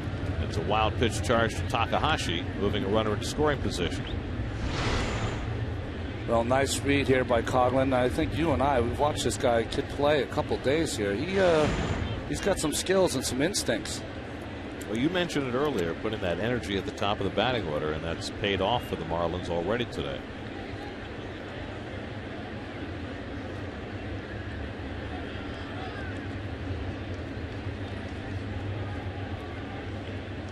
1-1 to Cantu with Hermida on deck. And a little dribbler. Takahashi grabs it, and that retires the side. So Takahashi able to work around the leadoff walk. Mets allow Tatis, Murphy, and Martinez coming up in the bottom of the 6th, down 7-2.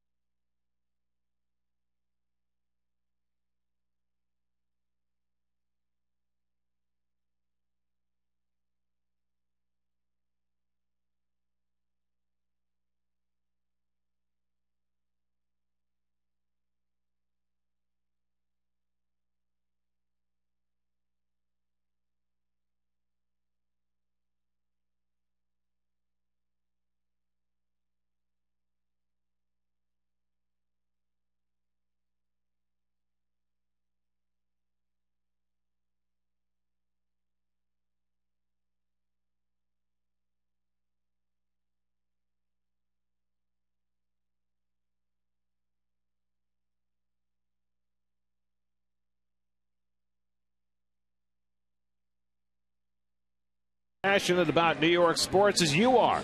Don't miss Chris Carlin and Adam Shine as they go head-to-head on everything from baseball to pop culture on Loudmouths, presented by Geico, weeknights at 6 p.m. right here on SNY.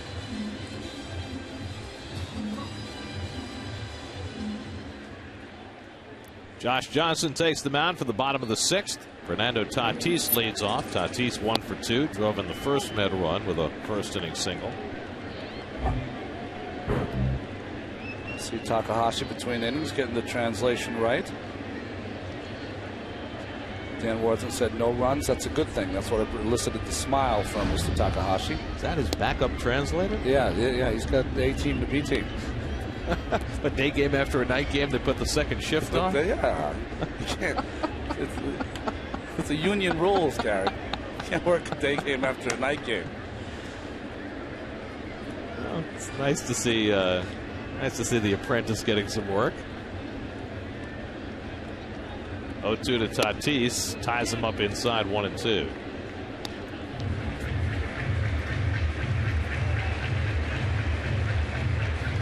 saw in the clubhouse today. I thought we had a new second baseman or something. I'd never seen it before, but we'll have to introduce ourselves. Yes, we will. 1-2 to Tatis. Fouled off. Paulino took the brunt of that. Paulino was pretty funny there. See, this ball rattles off his cage. He pointed to Johnson. I want that pitch down. If it's down, it's not going to be off my mask. Let's go. Look at it, down. Come on. It's down. It might get him on the toe, though. That might hurt more. Tatis pops one up. Shallow right center. And the right fielder Hermida takes charge. One away. Time to check in with the studio. Chris Carlin is standing by with a New York State Smokers Quit line game break.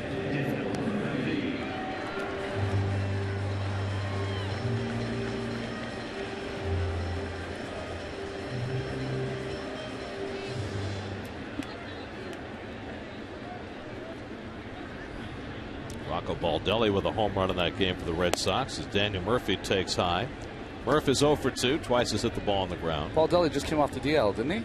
I think he was active when we were in Boston. He just didn't play in that series. Here's a fastball for a strike. Toronto finally won last night, and the pitcher that won for them, Casey Janssen. Yeah. 2 years since his last win with all sorts of shoulder problems. Blue Jays have had a number of pitchers over the last couple of years who were very promising but went down because of injury. It's so ironic because they have the most durable pitcher of all time as their ace, and no one else can stay in the rotation. Well, you remember when Halladay first came up, right about the same time as Chris Carpenter came up, and they had both those guys in Toronto. They had both of them, and both kind of struggled early in their career. And they had to choose, it was a financial decision, had to choose which one to keep and which one to send away. But can you imagine those two guys at the top of your rotation? Wow. Carpenter only threw, 6 perfect innings his last start? Well, when he's healthy, he's as good as anybody in the game. It's just since the 06 season, he hasn't been healthy very much. 3-2 now to Murphy. He was ailing a bit in the playoffs right against the Mets that season. And then he made that first start against the Mets in 07, that opening series, and that was it. 3-2 to Murphy is too high, ball 4, and so Murphy is on with a 1-out walk. Second walk given up by Johnson. He walked the first man to face him this afternoon, Pagan, in the first inning, and nobody again until now. 90 pitches now for Johnson as he works in the 6th. And remember, he threw 13 extra pitches in the last inning after that double play that Hanley Ramirez failed to turn. And yeah, that's maybe one inning of work difference for Johnson, and one more inning for that bullpen to pitch. Ramon Martinez 0 for 2, grounded out and struck out, and he takes a strike. Tomorrow in the final game of the series, the Mets will face Chris Volstad, and if Johnson is number 1, Volstad is 1A. Yeah. In that Marlins rotation.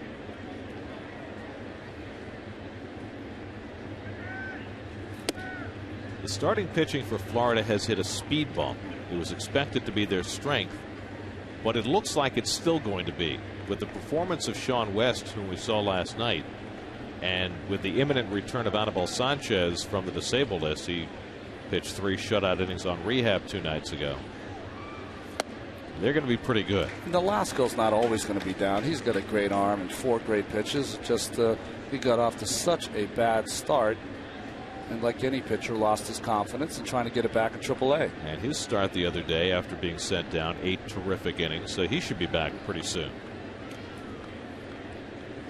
Which is going to give them 6 guys for 5 spots because Andrew Miller, who was hurt earlier this year, has come back and looked good. So they're going to be a force as far as their starters are concerned. The rest of their ball club, you got question marks. But they'll throw a quality starter out most days. 2-2 now to Ramon Martinez. And even though the Marlins may not contend this year, and even at 11-1, I wasn't convinced they were going to. Even if they don't, they're going to provide problems for the Mets and the Phillies late in the season, if indeed it becomes a 2-team race. The one piece of good news is Mets don't finish the season against Florida this year. Well, they finished against Houston, right? Houston, yeah. And it's been a miserable year so far for the Astros. Well, that's the rotation. Penn is not going to be in that rotation. So just look at the first 4 guys and then add in Anibal Sanchez and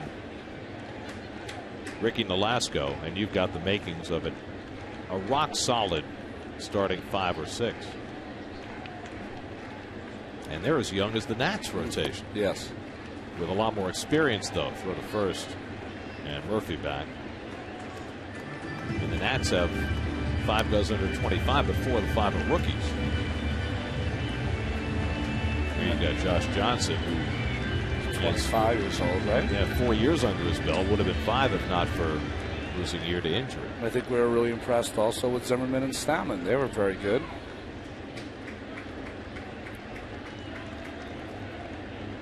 Three and 2 with 1 out.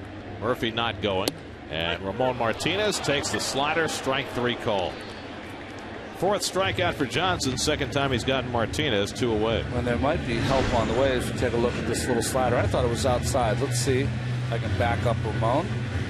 Ball's a little off the plate, but he's had a Milwaukee a wide strike zone on that outside part. And they might have some help. Steven Strasburg from San Diego State University might be on his way. Struck out 15 yesterday in a tournament game, but lost the game.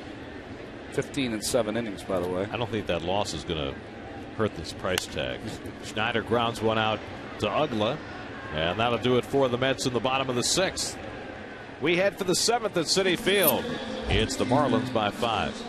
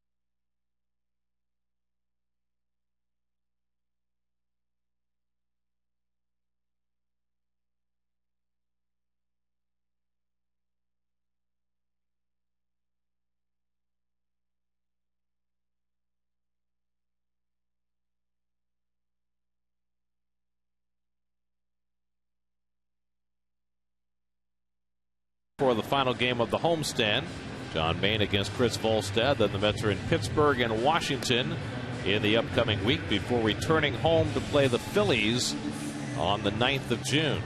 And remember, if you're in the car, listen to every Mets game on Sports Radio 66 WFAN. It has been just a beautiful spring afternoon.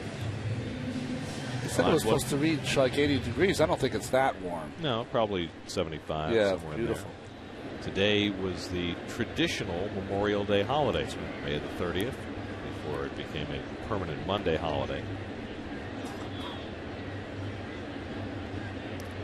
Jeremy Hermida leads off in the 7th inning. Ken Takahashi begins his 2nd inning of relief. Big day for Hermida. Single, double, home run. And it's worth noting, although Hermida is not a likely candidate to hit a triple, that no Marlin has ever hit for the cycle. Marlins first started play in the National League in 1993, so this is their 17th season. They've had 2 World Series championships and no cycles. Well, tell me he picked the right ballpark to have his day. Probably so. So what's more unlikely? The Mets now in their 48th season with 2 World Championships and no no-hitters, or the Marlins in their 17th year with 2 World Series titles and no cycles? I think it's, well, I think number 57 changes kind of the odds of that.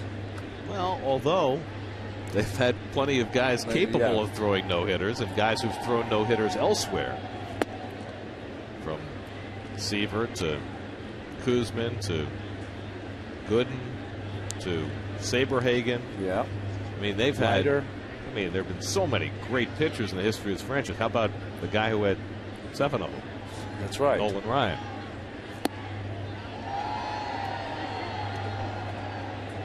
But he's as likely a candidate as any of them. I think with the Mets history, it'll be a guy called up from Buffalo for 1 start. Yep. Hermida lines one, and he's retired for the first time today. Ramon Martinez picking off the line drive by Hermida for the first out. It's amazing how his offense and swing has picked up since he's been moved back to right field. Now, how can that be?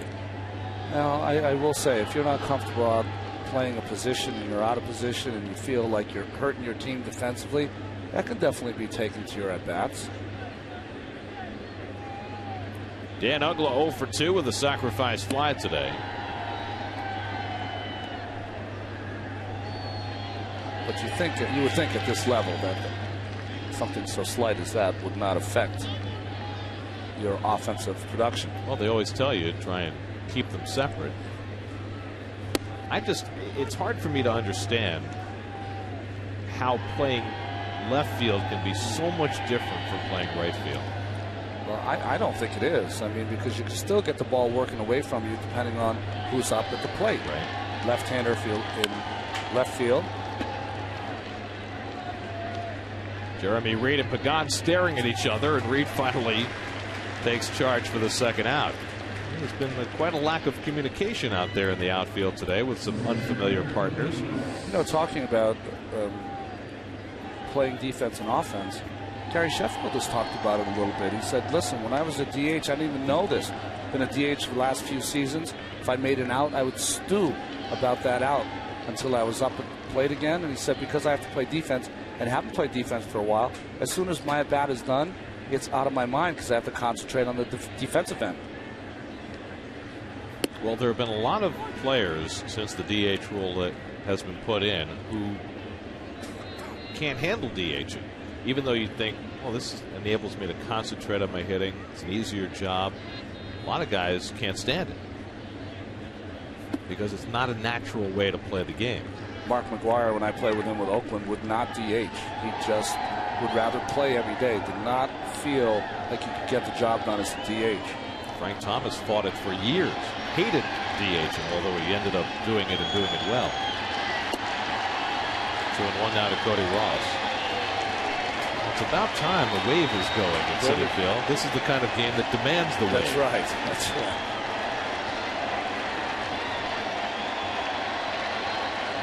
Takahashi on 2-1. Deals a strike at the knees. 2-2.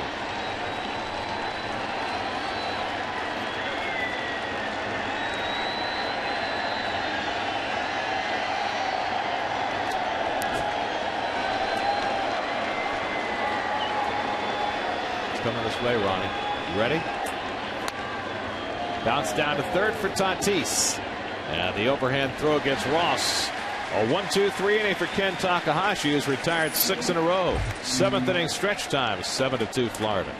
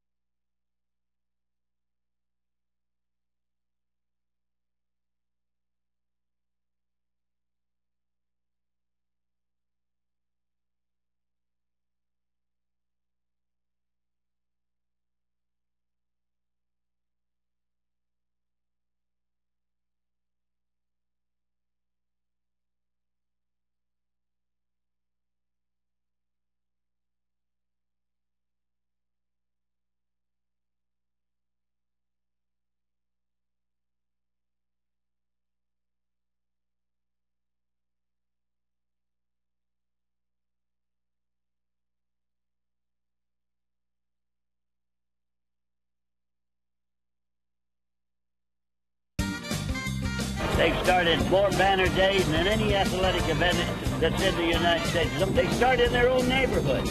Then they start in another neighborhood. Then they make sayings about the ball players. Some of the sayings are outstanding.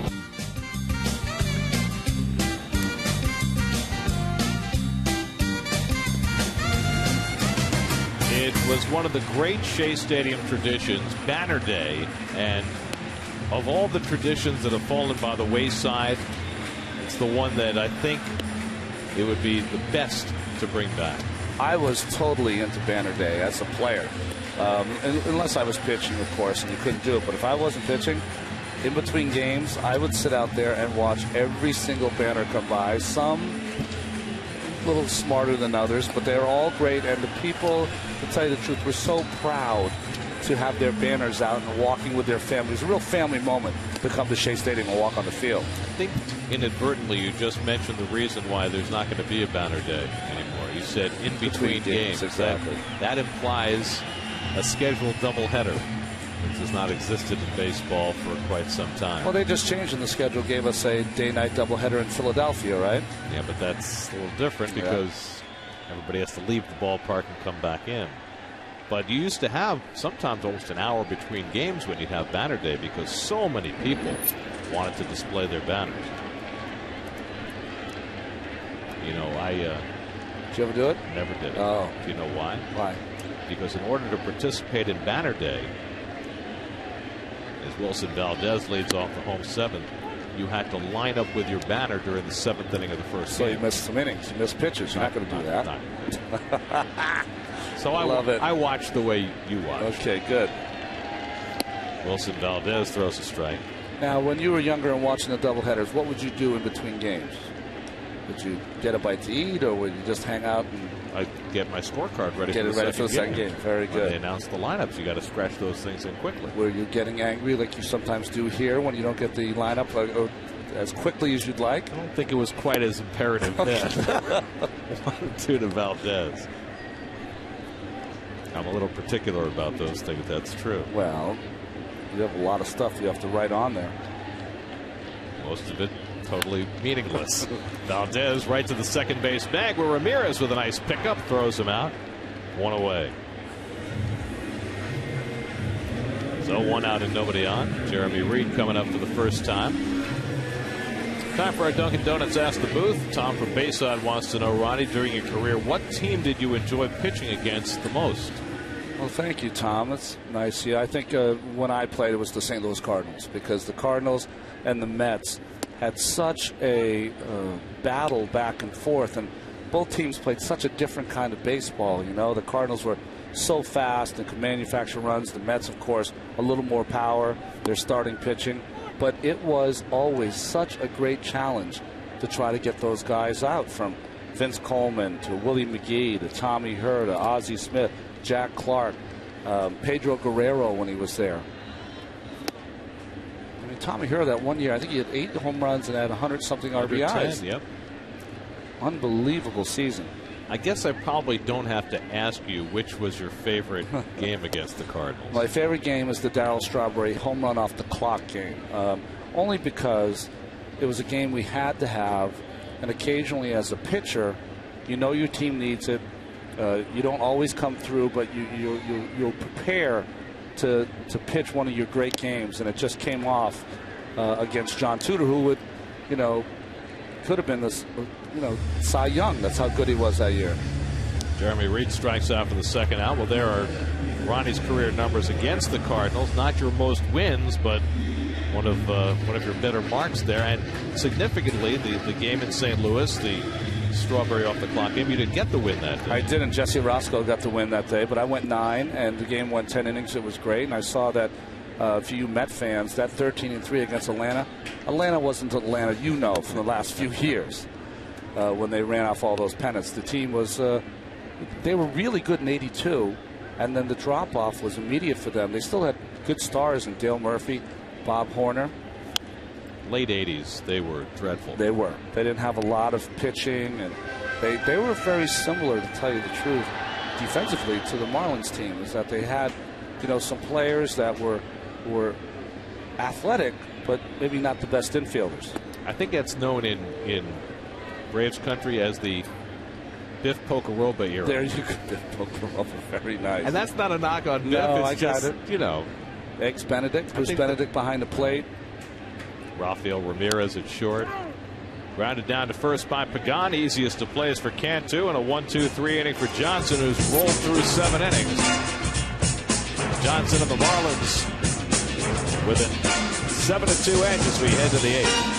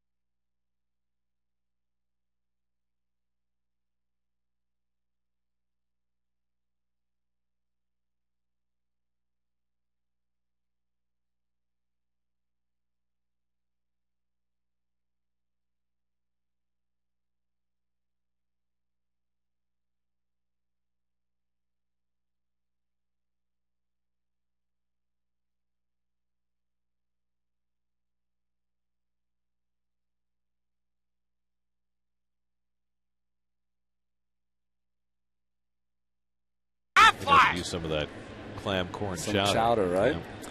Here's the answer to the Aflac trivia question. Most years leading the league in ERA, Lefty Grove. There you go. I think amongst our futile guesses, we invoked his name somewhere in there. Yes, we did.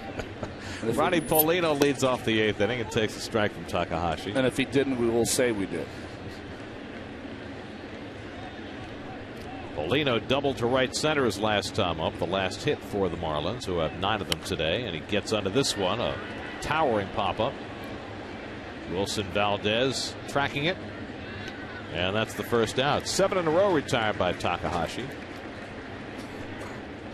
Let's check in with Chris Carlin. He's standing by with the New York State Smokers Quit Line game break.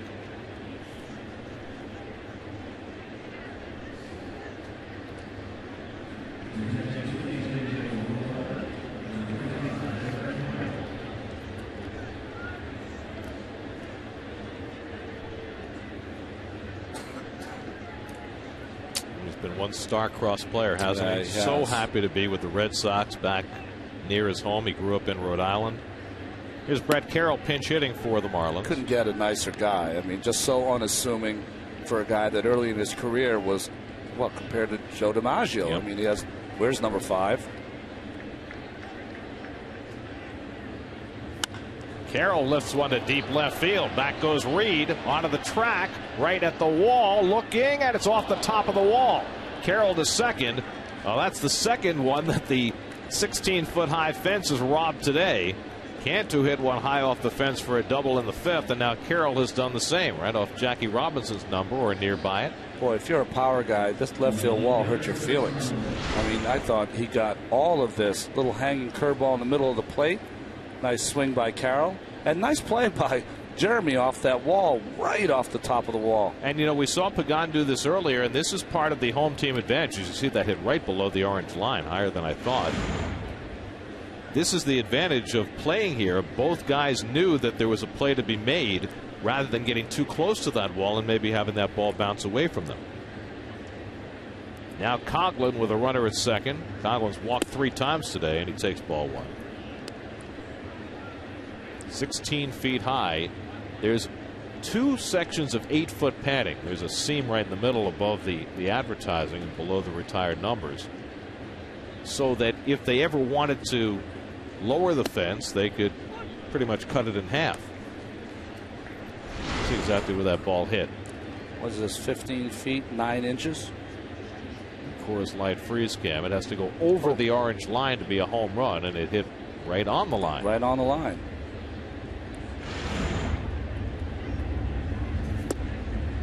One and two to Conklin. Yeah, you're right. That was an interesting play. Reed didn't give up on it, played it off the wall, and Carroll was hustling right out of the box, not assuming that that was going to be out of the ballpark.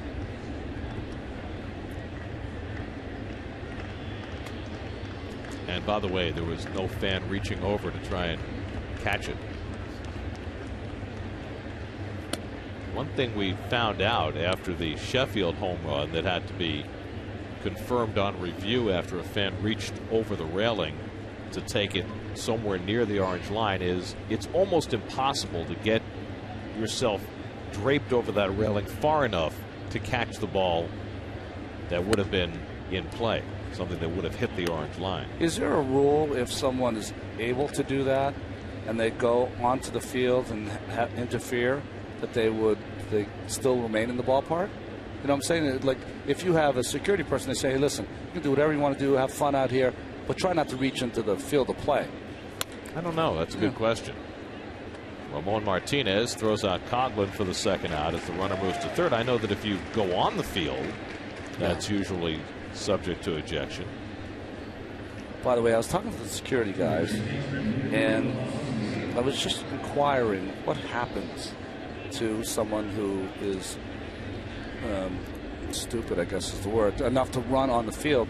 And they were telling me that it's very, very expensive. By the time you talk about the fines to the city, fines here to the stadium, lawyer fees, the whole thing, I was surprised by how expensive it was.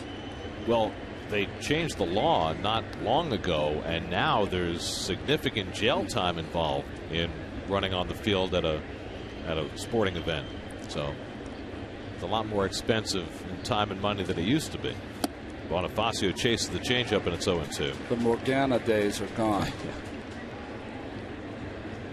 Is Morgana gone? I haven't heard from her in a long time.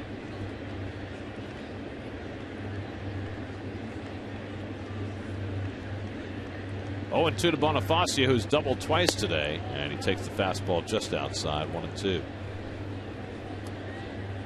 Nice job here by Takahashi, who just missed with that pitch. He would love to get this out here. Now, what an effort to save the bullpen. Looking to soak up a third inning. He's only given up one hit. Walked one, struck out one.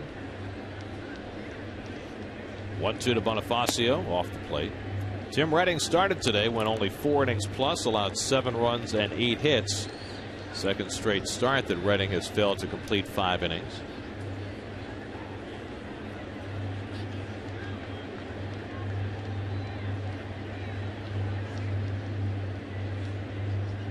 Two. Keeps that ball away. 3-2 to Bonifacio.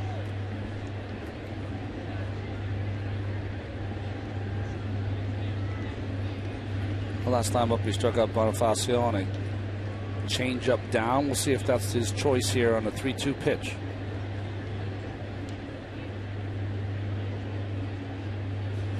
And he gets him again. So Takahashi finishes 3 quality innings of relief. Now the Mets will come to bat in the bottom of the 8th. Still trailing Florida 7-2.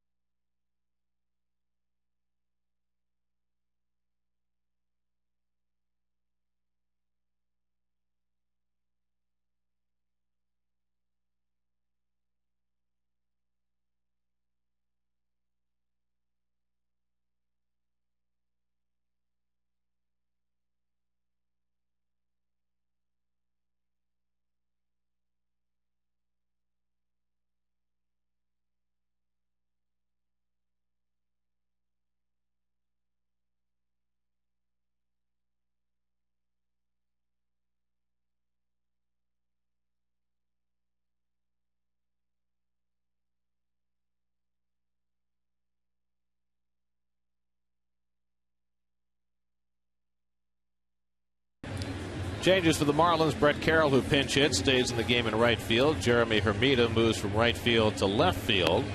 And on the pitch for Florida, the left-hander Dan Meyer. Well, Danny Meyer, who pitched in last night's ball game, has done a nice job out of the bullpen. Former Oakland A, 22 innings, only 14 hits allowed. That's why you get those batting averages against so low.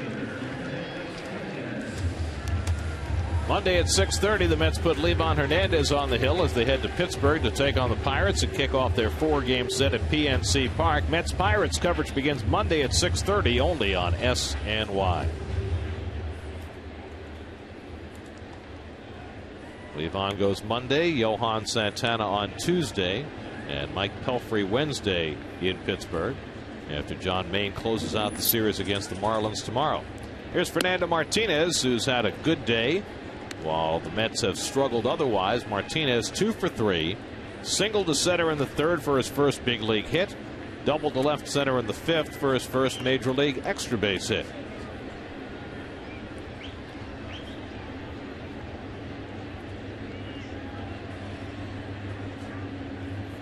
The word on Carlos Beltran is that he left the game because of a stomach virus. And so the pitcher's spot is due up next where Beltran had been, and Omar Santos has come out on deck to be a pinch hitter. Well, not good news that he had to leave the game, but it's nice to know it's not a recurrence of the bone bruise, of course, below the knee. Doesn't make him feel any better at the moment. No, I'm sure. It doesn't. Martinez chases a slider, and it's 1-2. When I played, we used to have a phrase that when we watched a hitter, we call him a cutter and slasher. And it seems like Martinez is like that. He really has that kind of real aggressive swing, but stays on plane pretty well. 1-2. Tapped to short. And Hanley Ramirez tosses out Fernando Martinez for the first out. So 1 away. And now Omar Santos will come up to pinch hit. Santos, the center of attention again last night, drove in both Met runs with a home run and then the game-winning hit in the 11th inning, and he's become a quick fan favorite.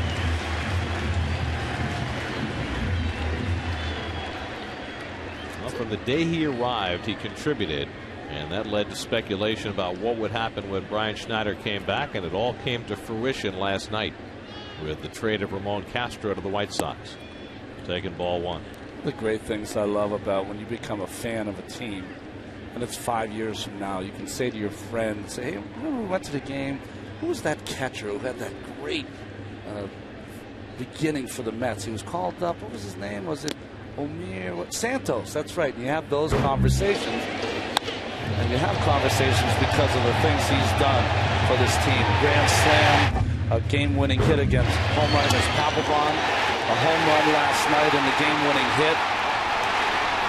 I remember that play where it was a strike him out, throw him out to end the ball game. You can go on and on about his short time here.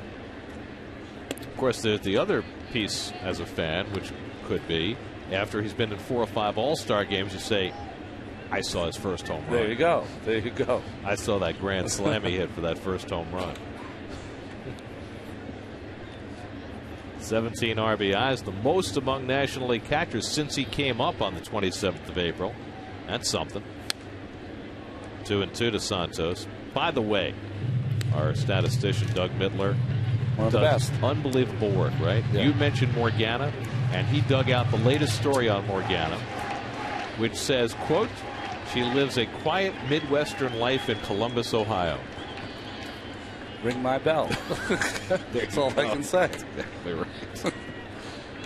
Oh, you have to have been to a game at Cooper Stadium in Columbus to know what that means. 2-2 to Santos, and he dribbles one to the right of the mound. Bobbled by Meyer. Throws it away. Santos making something happen again, and he winds up on second base. That could be easily 2 errors charged to Meyer. One for the bobble and one for the bad throw. We'll see how they score it. Well, I do have to say, sometimes I'm so proud that I used to be a major league pitcher.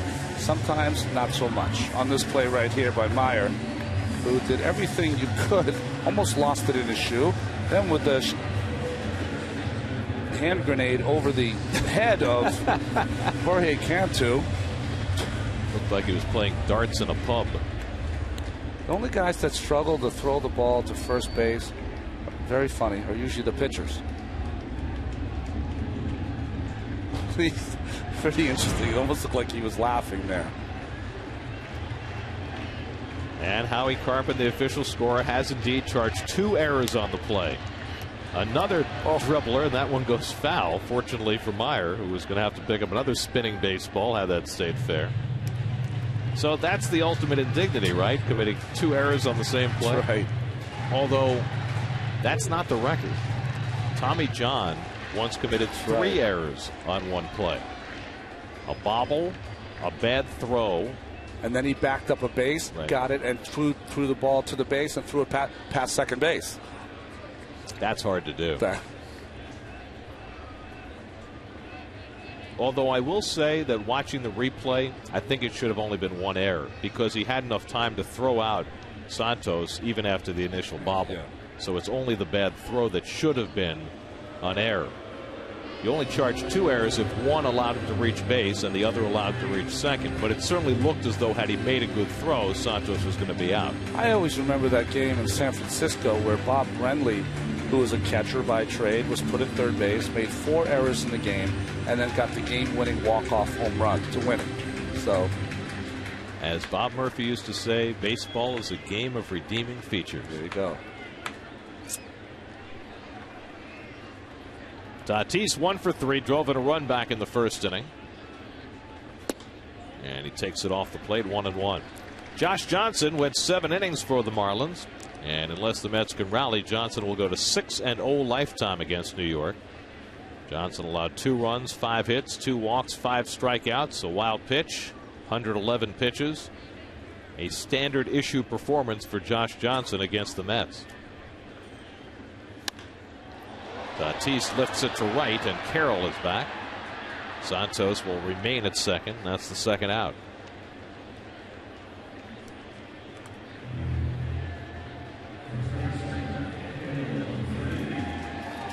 So 2 away, and now Daniel Murphy, who's 0 for 2 in a walk.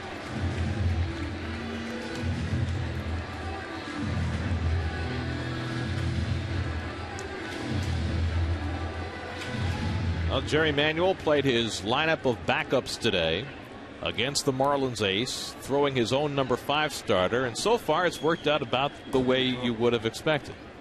This is the kind of game, if you can steal it, then you're that much further ahead of the game.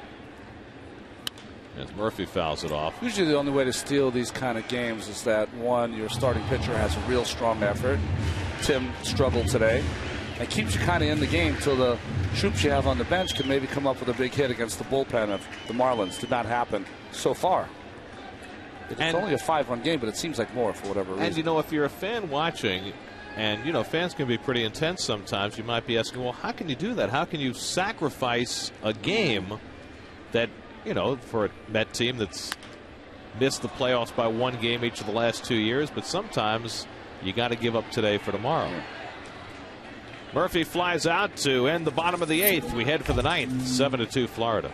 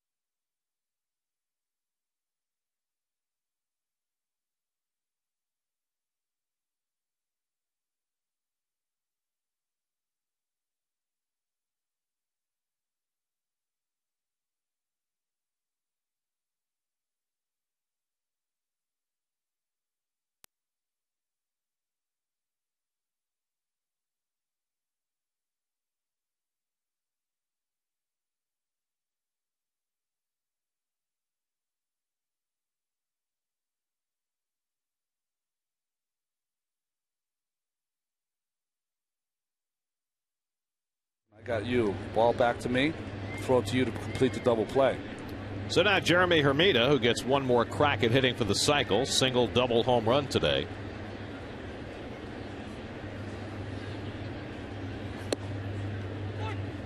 His home run came in the 5th, knocking out Tim Reddick. And knocking a different piece out of the subway sub. No replay required. Someone at Subway was just given a new position, I bet. Moved up in the ranks, right? That was one of the best media buys of all time. Good changeup by Stokes, 0-2 to Hermida. Someone just became a VP in the last week.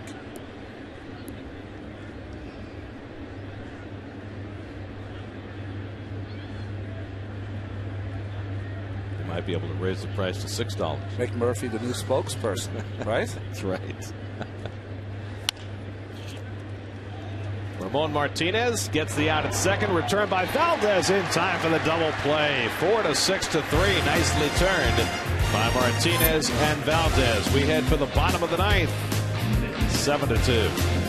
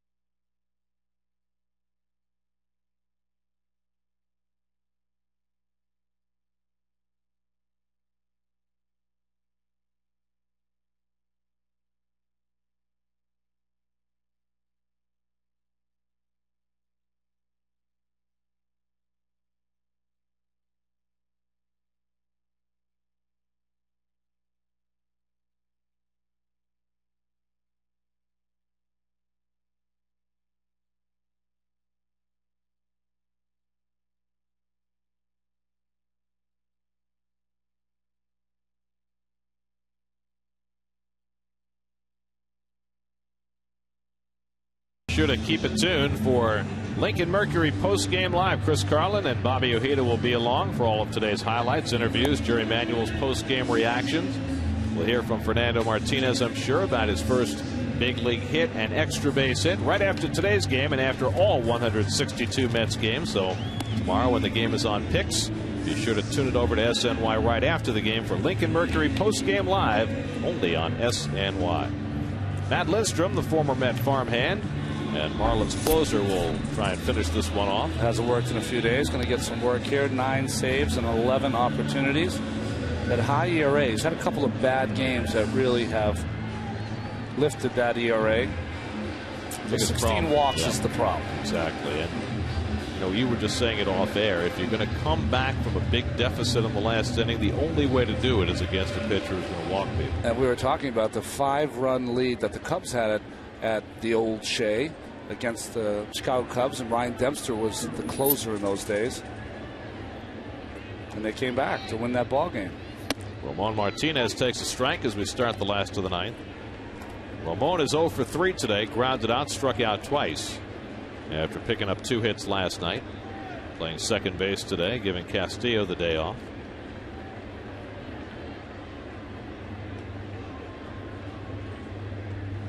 And Lindstrom throws a slider out of the strike zone, 1-1. Well, the Marlins bullpen has been a problem for most of the year, but in this series so far, they've worked 4 1/3 innings and allowed just 1 run and 2 hits.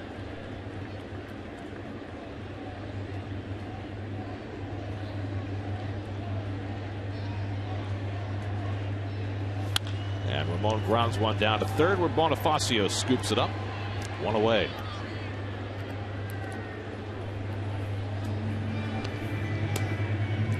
So 1 out in the last of the 9th, and now Brian Schneider, who who returned to the lineup today for the first time since April the 15th, coming off the disabled list, and he's gone 1 for 3. And perhaps most importantly, has been able to catch 9 innings without ill effect.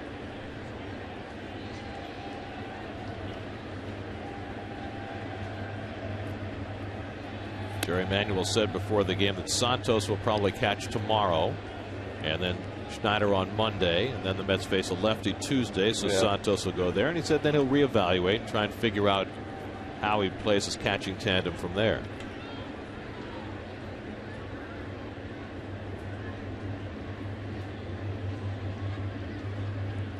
Which is interesting because when Brian first got hurt and Jerry was asked a similar question, his response was, Brian's my #1 catcher. He's going to play the most. But Santos has been so good that he's not ready to make that declaration right now 6 weeks later. Well, how can you? I mean, take away his offensive skills from Santos. His defensive skills have been outstanding. He's nice and quiet behind there. And I think it's good to have Schneider here. You know, Castro was sent away to the White Sox. Schneider adds a lot because he's been in the league a long time. He knows the hitters. He knows how to get a scouting report and talk about hitters before the game with Dan and Omier. And it's hard also to say goodbye to a guy like Ramon Castro, who's a good guy. He's a Met for 4+ seasons. Had a terrific throwing arm, the 3rd best home run ratio of any catcher in Mets history behind Mike Piazza and Todd Hundley. But I think the time had come for Santos to take that spot. And I think more and more over the last 6 weeks, everybody who was charged with making those decisions came on board to that fact. I think that Omier's youthfulness behind the plate, his energy, who'll ever forget that look on his face when he hit that ball off Papelbon? That was just sheer joy. Are good for this team. You know, you need some unadulterated enthusiasm. It's good. He was pretty happy last night too. Yeah. 3-2 to Schneider with 1 out, with Wilson Valdez on deck. And Schneider takes ball 4, and so the Mets have a 1-out base runner in the bottom of the 9th.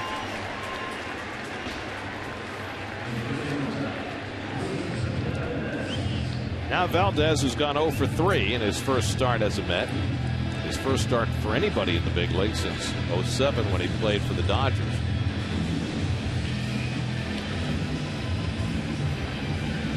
Matt Lindstrom, who was traded away in a deal that brought the Mets, among other people, Jason Vargas, who last night for Seattle pitched a gem of a game. And Jason Vargas got his first win as a starter since 2006.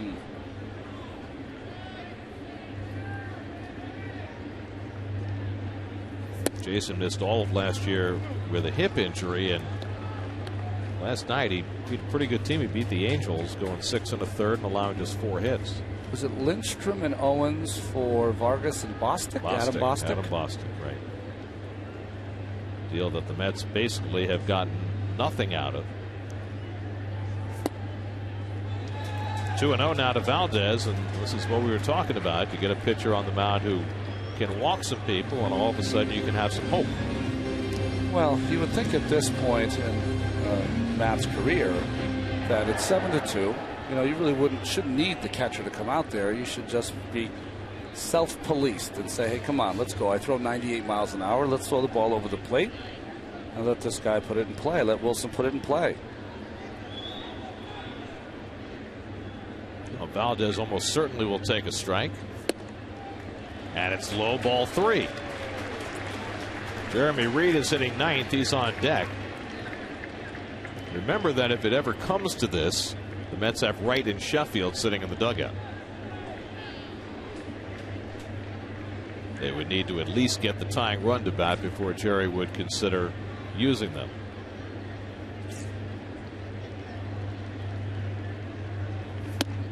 And there's a strike, barely, 3-1. I think it's interesting because I know that it's always talked about. I honestly played, and I don't entirely get it. But it's always talked about if a closer comes in, he doesn't have a close situation, he doesn't have the right adrenaline going, la-da-da-da-da. You know, I mean, at some point, you got to get 3 outs. not going to always be safe situations. This is just as important because you get your team, you save this lead and the win. Well, it's like, you know, people talk about getting pumped up when there are 50,000 people in the ballpark. Well, sometimes there are only 10,000 people in the ballpark, and you still have to do the same job. Does that mean you're going to go to Pittsburgh and not play well because they don't have a lot of people? You can't do that.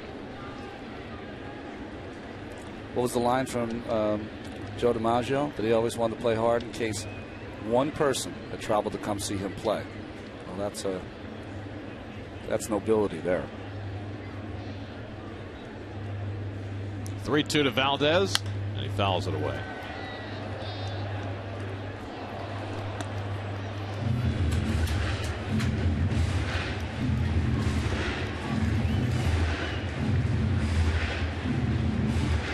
I'd like to see that, some diehards. Part of the crowd of 40,727 at Citi Field on just a perfect late May afternoon. The crowd's been unbelievable. I mean, the Washington series, I thought on Tuesday would be a drop-off after Labor Day. Memorial Day, sorry. Awesome crowd. 39,000, 40,000 every day. Valdez giving a good accounting of himself here. School's out soon. When's school out in New York? Not for another 3 weeks. Oh, really? Late June? Middle June? And New York always gets off later than anybody. Snow days, Gary. Well, there's some school systems, Florida, Texas, they get out in the middle of May. That's right. It's like going to college. This will be the 8th pitch of the at-bat to Valdez. And he hits it hard, a base hit. So Wilson Valdez has his first hit as a Met. And the Mets have 2 men on in the bottom of the 9th with Jeremy Reed coming up. It's quite a fine at bat for Mr. Valdez. Nice quick swing here by Wilson. Little top hand. Mark Wiley will head to the mound, the Florida pitching coach, out to talk to Lindstrom. He's throwing a lot of pitches to 3 batters. This is the downside of bringing your closer into these spots, because once you have him in and he gets in trouble, well, now it's a closer game, and that's when you need your closer. So what do you do? When would you take him out? And it's not only that. What happens is that you have to be able to judge when to bring someone else in if he is struggling, but you can't go 30, 35 pitches because you lose him for the next day. So Mark Wiley, more therapist than pitching coach for that visit. David Wright, all of a sudden with the bat in his hands. That's just still a long way away in this game. They still need a couple more base runners to get the tying run to the plate.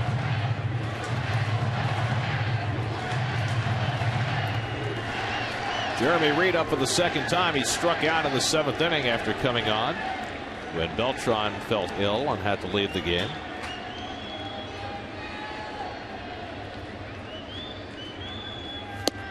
And Reed with a big cut of the 97-mile-an-hour fastball, 0-1.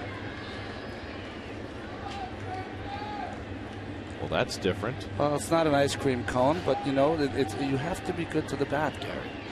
You need a hit. I guess. Hitters have so many unusual things. Well, I remember when Greg Jeffries segregated his bats from everybody else on the team, and that was novel at the time. They were segregated until Roger McDowell got to them. The other thing is that if you watch some hitters after they foul a ball off, they'll smell the bat because it smells like wood burning.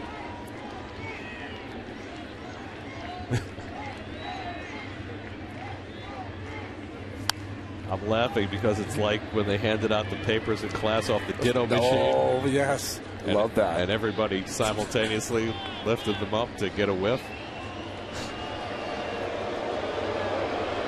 Imagine the young kids at home, you're like, ditto what? They have no idea. Ask your parents about it. It's funny. 0-2 to Reed with Pagan on deck. 1 out last of the 9th, and the breaking ball just got a piece to stay in the at-bat. Reed badly fooled, somehow got a piece of wood on that to stay alive.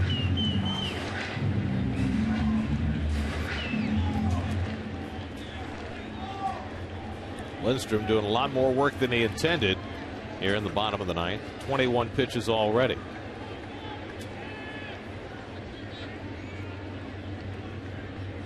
Again, the 0-2, and Reed watches that slider miss.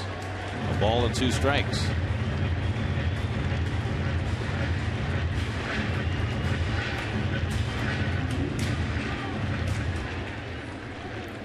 Angel Pagan, who's had another good day at the plate, reaching base a couple of times, waiting on deck.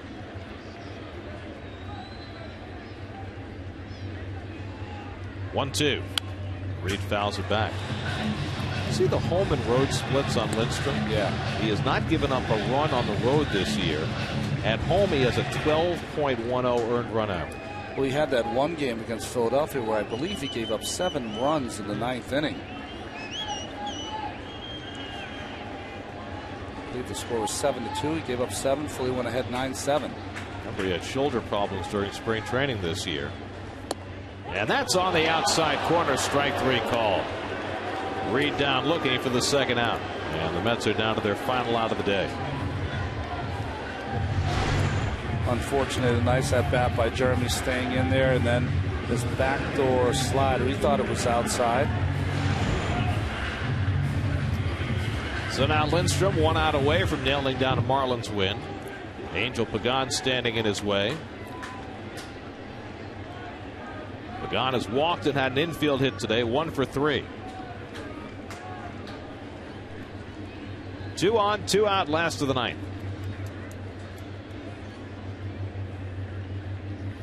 And Pagan takes a strike. Lindstrom trying to finish it off for Josh Johnson. It would be Johnson's 4th win of the year and his 6th without a loss against the Mets.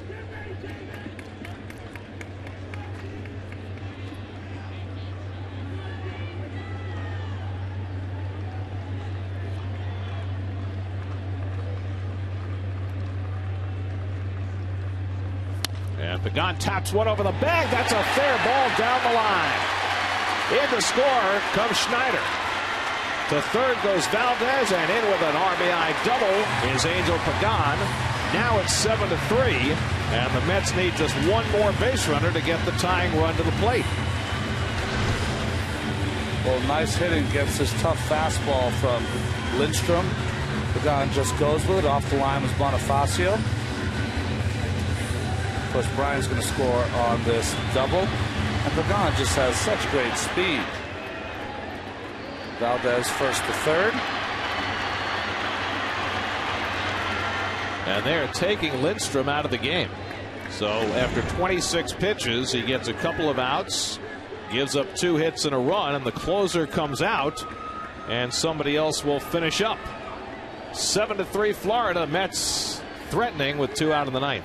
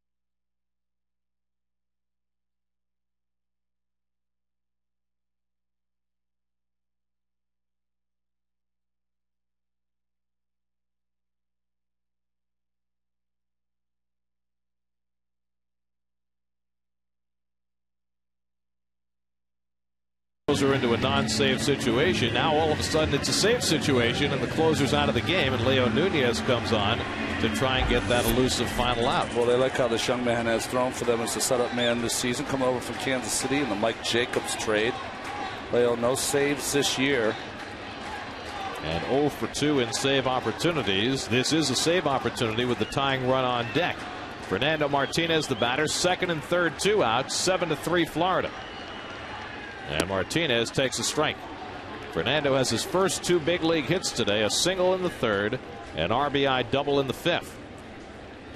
If Nunez is able to work through this, this would be his first major league save. He was a setup man in Kansas City last year, filling the same role for the Marlins this season. I wonder if he realizes it's a save opportunity.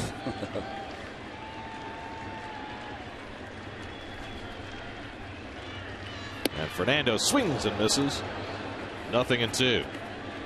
So now the Mets are down to their final strike. Oh, change up there from Nunez. Got great arm action on that pitch.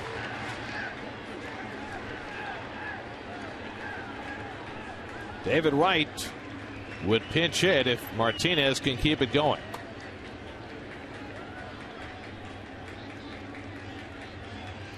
To Martinez. Check swing. Did he go? He went around. Strike 3 and the ball game is over. Leo Nunez comes in to strike out Fernando Martinez to end it. And the Marlins have evened up the series at a game apiece. A big day for Jeremy Hermida. 3 hits, including a 3-run homer. He drove in 4. Josh Johnson now 6-0 lifetime against the Mets as Florida wins it 7-3. Well, it'll be the rubber